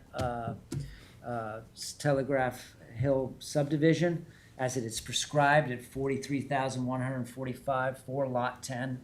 This particular subdivision prescribes it for each lot. It's not in We're gonna Sagaponic. I was just deduct gonna it, say, that's not. move that revegetation elsewhere. By doing so, they are now not compliant with how much clearing they would be allowed. So it's a minuscule amount, but it's 1,183 square feet would need to be revegetated by taking that driveway and moving it elsewhere. Yeah? So, Well, don't they have to clear for another driveway? no, the driveway, we are allowing the driveway to stay remain. as it is, pre-existing. Right. We're just gonna revegetate elsewhere. Somewhere Okay, else. somewhere else. Equivalent space somewhere Yeah, else. okay. So I have a revegetation for 1,183 square feet, fairly simple, and I would That's it. propose we accept that and move on. I'd Motion just by like to make a George. little note Sorry. that this is not in Sagaponic, I don't think. Did I write No, that? it's in, No, North it's in, Where did I write that? yeah. Sorry. Yeah, watermill at the It's in bottom, but watermelon. It's been acting up. there we go. It's actually, Been known to make that mistake. Watermill. Okay, motion by George, second by Tom, all in favor? Aye. Opposed, abstention, 6 in favor, 1 absent. Woods Road. So Teresa, you have the 2 referrals? Yes, I passed them both out. I've baked in that area a I'll lot. help with the first one. I'm the first one. You're the first one? Thank you, sir. So, the town board is considering legislation to repeal the existing affordable housing overlay district and replace it with a community housing overlay district. In essence, it would be essentially similar to a zone change or a floating zone where you land it like MF 44, but it would be in accordance or in coordination with obtaining and receiving approval from the town board for the community housing fund monies. So I had passed that out at the last meeting for you to review and consider before you as a resolution. Recommend. Before you go on, sorry to interrupt, but they made some changes to it today. Yes, Claire. but I can explain those. Okay. Yes. So the changes to what you're looking at, just so the board Yes, knows. so, yep, I was at the work session, if you wanna take a peek at the work session today. It was very, helpful. So what they were is, do you have the document in front of you from last meeting? I have copies. Do you have it? I have it. Okay. I'm good. You good? Thank you. So basically, the changes were mostly clarification. The most significant part, though, was, if you have it, I don't know if we have the same pages, though. You have the section? Section number. Yeah, so section 330-29-.2A3. Yeah, so this is one we spoke up, page 3, yes. Preliminary review for consideration of projects. 330-29.2. The one that changed the zoning. A3, The it's housing talked director. about, the level that you should give the CAC in terms of the initial process. The board members felt like we should include the CAC at the work session process, but whether you'd have them speak at the meeting or not, which is the last part of that sentence. And then it said, representatives shall have an opportunity to comment on the application, whether you invite them, you can, if they're there, you can invite them to speak, but it doesn't have to. But make it mandatory so that Yes, they have to provide their 2 cents. yeah, exactly, not the mandatory part, exactly. And that's, But they have the opportunity to comment ahead of time. and Lori, They they what will did be you given decide? notice. Lorraine, what are you saying? You're saying make it mandatory or not make it mandatory? Well, you can. I make it think mandatory. make it mandatory that they have to That's what review it. Yeah, that's what she's saying. No? You can't, but you can give them notice that there's gonna be a work session, and Second they page, page have the three. opportunity I have the to last make a version. comment, instead of, The they earlier version. shall be given an opportunity to speak at the board meeting, they shall have an opportunity to make a comment on the application at that point. Okay. Whether it's Another way of saying written, the or they same- can same come and thing. speak, or So shame on them if they don't show up. Yeah. they're given notice. Submission. There was another change though that was, had Yep, to do with the I had all the zoning. changes, I have them all, Go ahead, I will have to write them. So the next one is, right, so.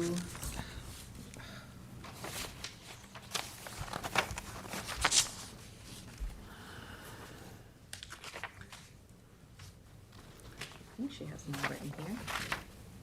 I think the first hearing is Yes, on so December. on page, I think page 5, but it's 330-29.5A. 30. Bottom of page But 5. yes, it says a public hearing before the board shall comply with the same notice and prescribed by law for zoning amendments. This is small. Instead of for zoning amendments, we're gonna put the section of the code to specify it. So that's just a clarifying. What we're also gonna, the next page, this is important. 330-29.6, town board action, A2, we're gonna say proposals that are 100% senior housing and/or 100% disabled housing shall have the option to go below the 60% AMI. So proposals that are 100% senior housing developments or And/or And/or, yeah, correct. or disabled.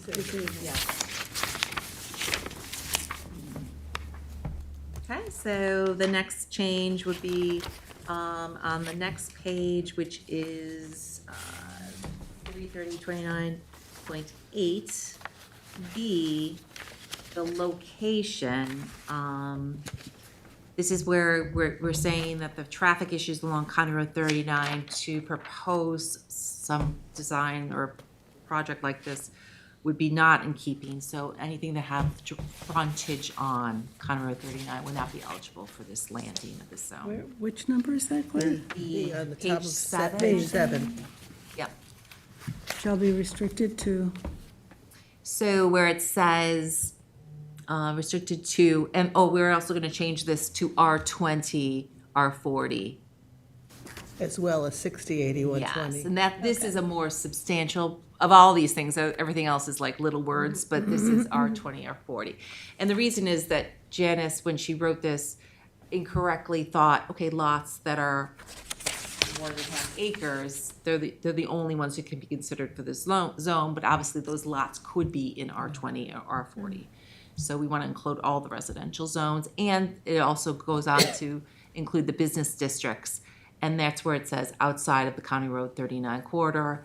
So you can't consider, if it's along the County Road 39, between the If it has college. frontage on it. If it has Right, frontage. Between the college, so the stretch from the college back to Sunrise theoretically could still be. But did they do like a GIS thing to see what parcels a certain size in those zones might be located?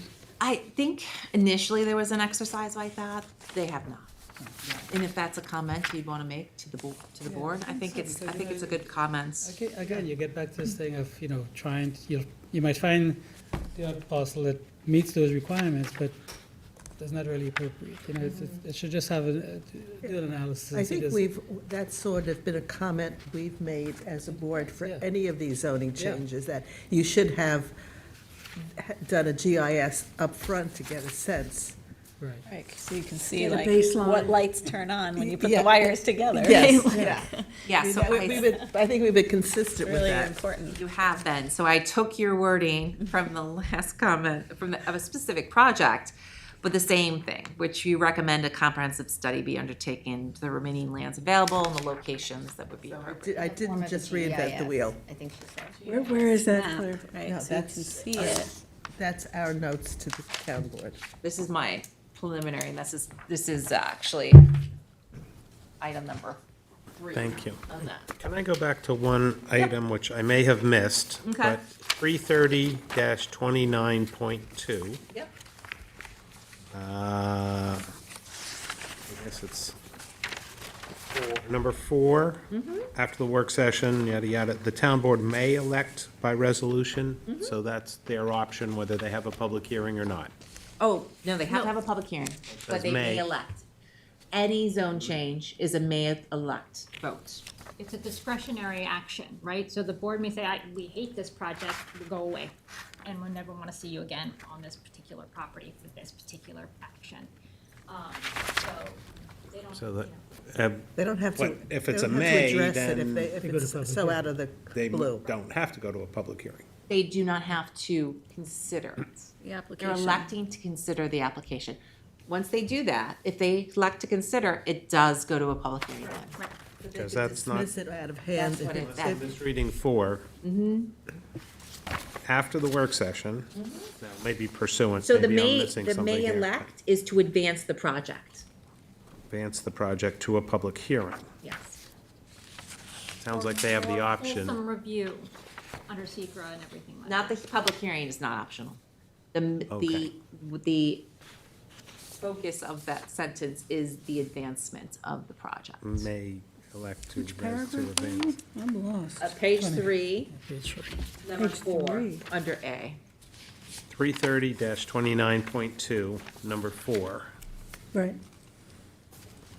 The way I'm reading it, after the work session, blah, blah, the town board may elect, it sounds to me like they have the option to not have a public hearing, but It's the you word guys are may. saying I'm misreading that. It's saying basically they have a work session and the board loves the project and say, submit the formal zone change request. So maybe clarify by saying may continue, may elect to consider by continuing to a public hearing. Or a formal zone change request. Yeah. That's language that's in every zone change. Really? Yeah. It's like, it's So referring I to. understand what Any you're others? saying, Which is established in the but it is code, language right? that's just consistent. We just keep that. As- Every okay. zone change we've ever, language like this Has to go to a landing. public hearing. Yeah, and that is If the they same elect to language. consider it. If they elect They to have, has consider. to land, so it has to Okay. change the zone. Okay, I just didn't. But I understand what you're wanna saying. Skip the public hearing part. No, in that public hearing, so in this case, generally, just so you understand, this is only for projects that involve funding. It is only for ones that Oh. so there will be a public hearing, there has to be a public hearing on the funding, and there's a public hearing on the zone land use. Right, so it doesn't apply to privately financed, Partially. It might be a could combination. Yeah, it could be partially, but, okay. it could be 10%, it could be 100%, but only, so this is completely discretionary on the, town board's part, yeah. Okay. As you can see, it's like involves 35 units or less. It's not going to solve all the housing problems of the town of Southampton, but it's a start in like smaller projects. Which that- might have public approval.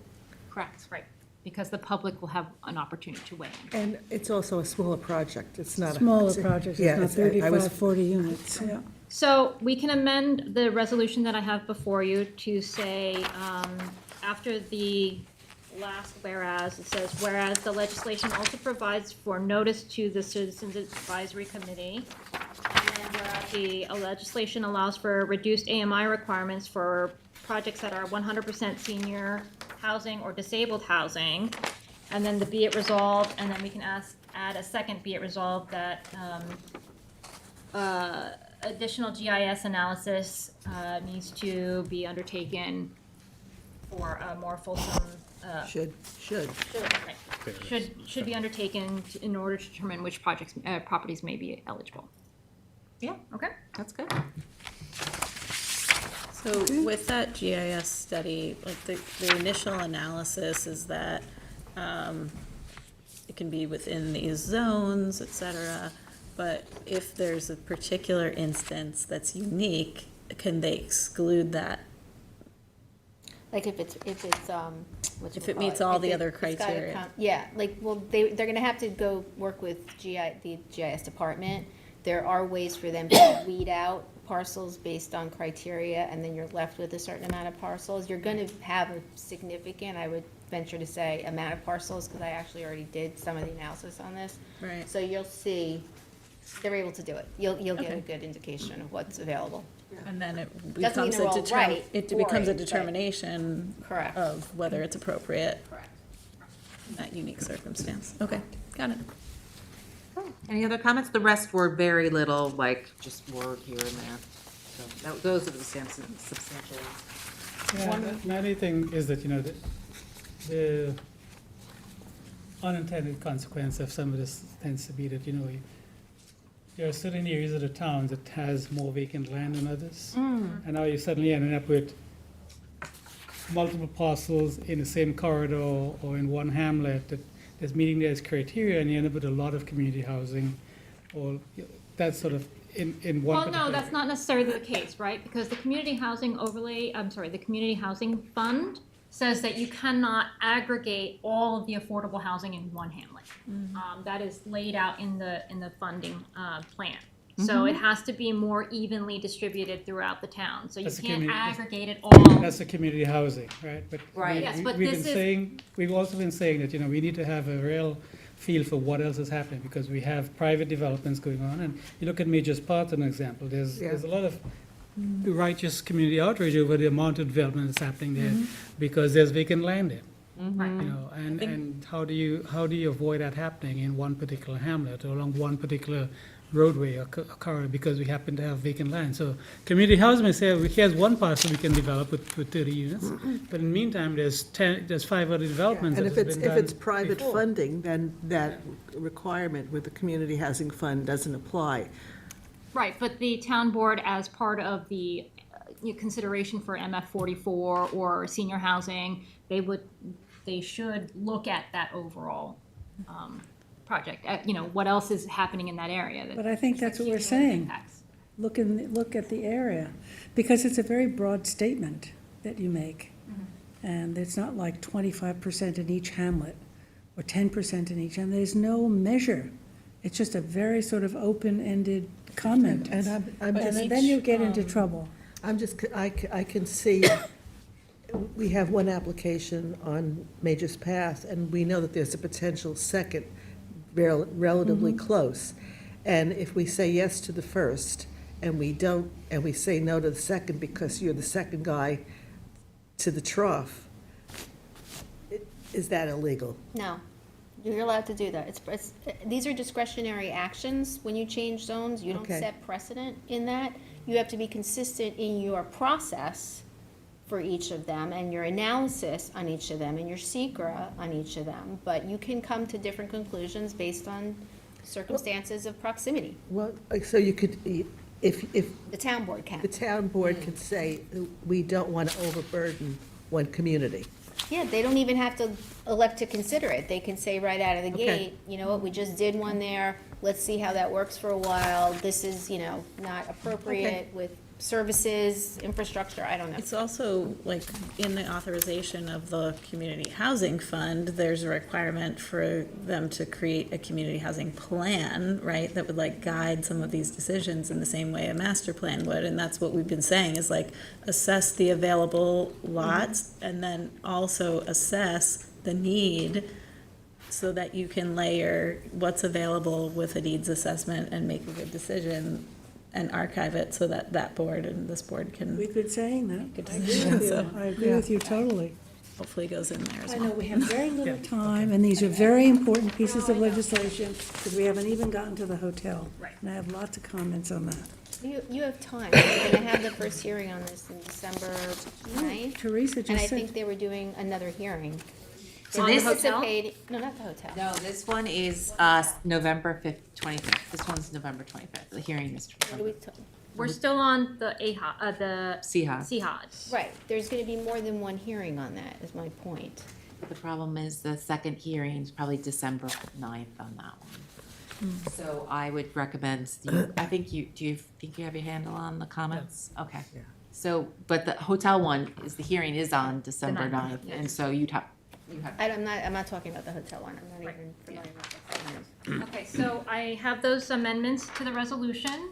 After I make them, I'm happy to send them to you, but we do need a vote. okay, motion to accept this as amended, this referral. Motion. Motion by Gloria, second by Second. George. All in favor? Aye. Opposed, abstentions? 6 in favor, 1 absent. Okay. So, as we're well aware, Southampton has been for many, many years a tourism-based town. However, as properties have been redeveloped, we have lost some temporary housing in favor of more permanent housing. So the proposed hotel development overlay district allows for small-scale, boutique-style hotels within the HB zoning district and the resort waterfront business zoning district. on parcels that are an aggregate or 2 acres or more, with a maximum size of 65 units. It prohibits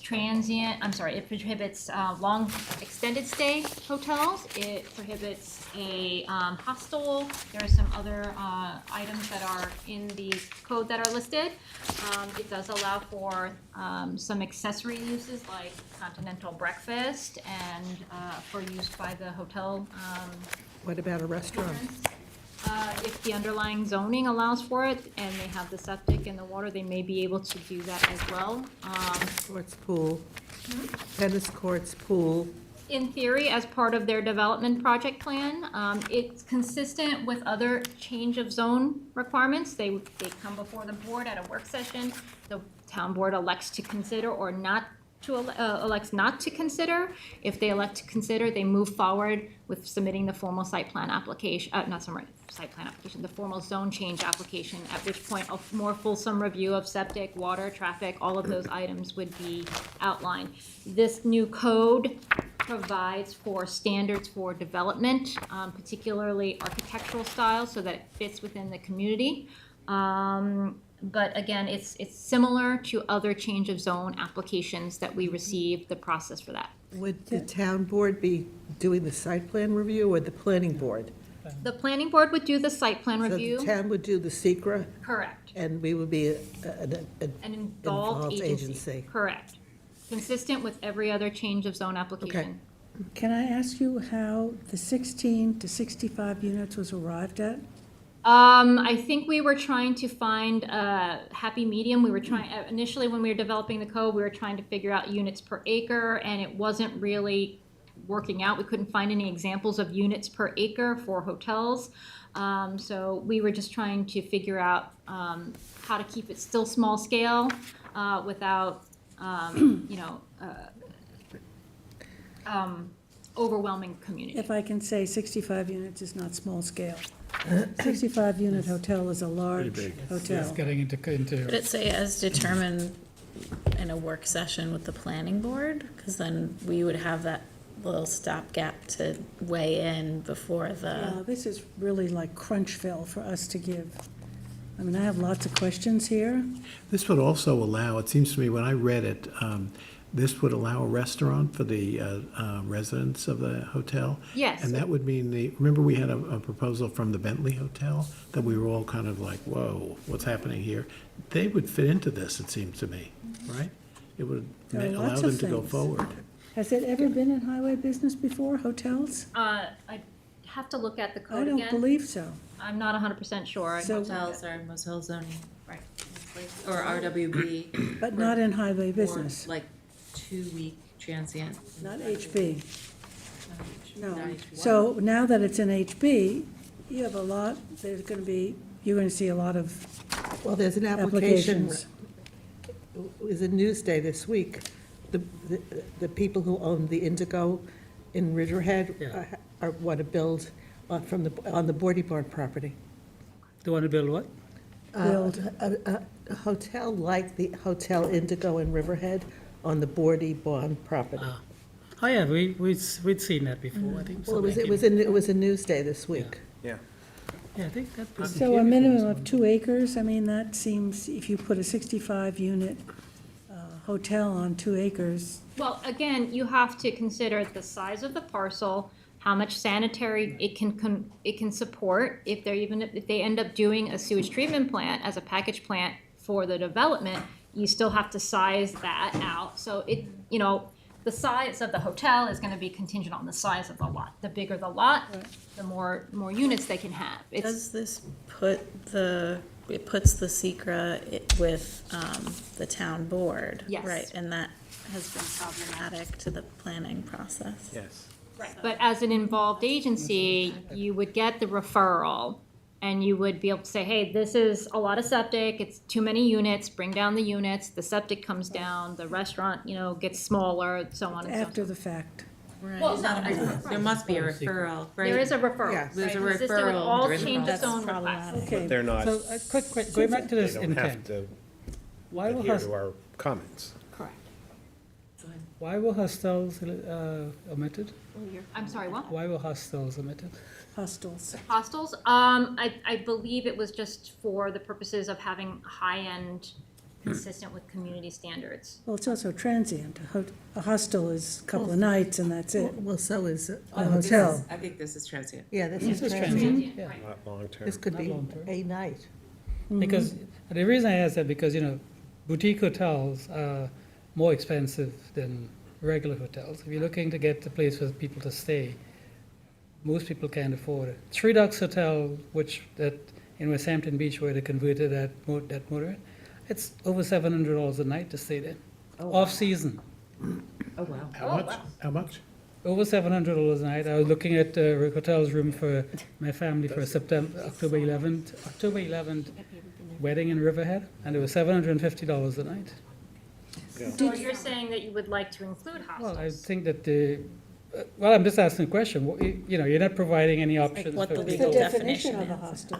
Yeah. Is there in the code? That's The a definition? separate, like, Code yet, but you would, if you wanted to include it, then include a definition. But, I could see where the community would not want a bunch of backpackers no. partying. I mean, I'm Right. Trail, it'd be so fun. The town spent years getting rid of some of the low-end motels in this town. yeah, that's where I'm going. I know. Yeah, I don't I'm think not they sure want what the party, driving party hotels. need for this legislation right now is, to be honest with you. The affordable housing legislation, I can see there's a driving need to move forward with that.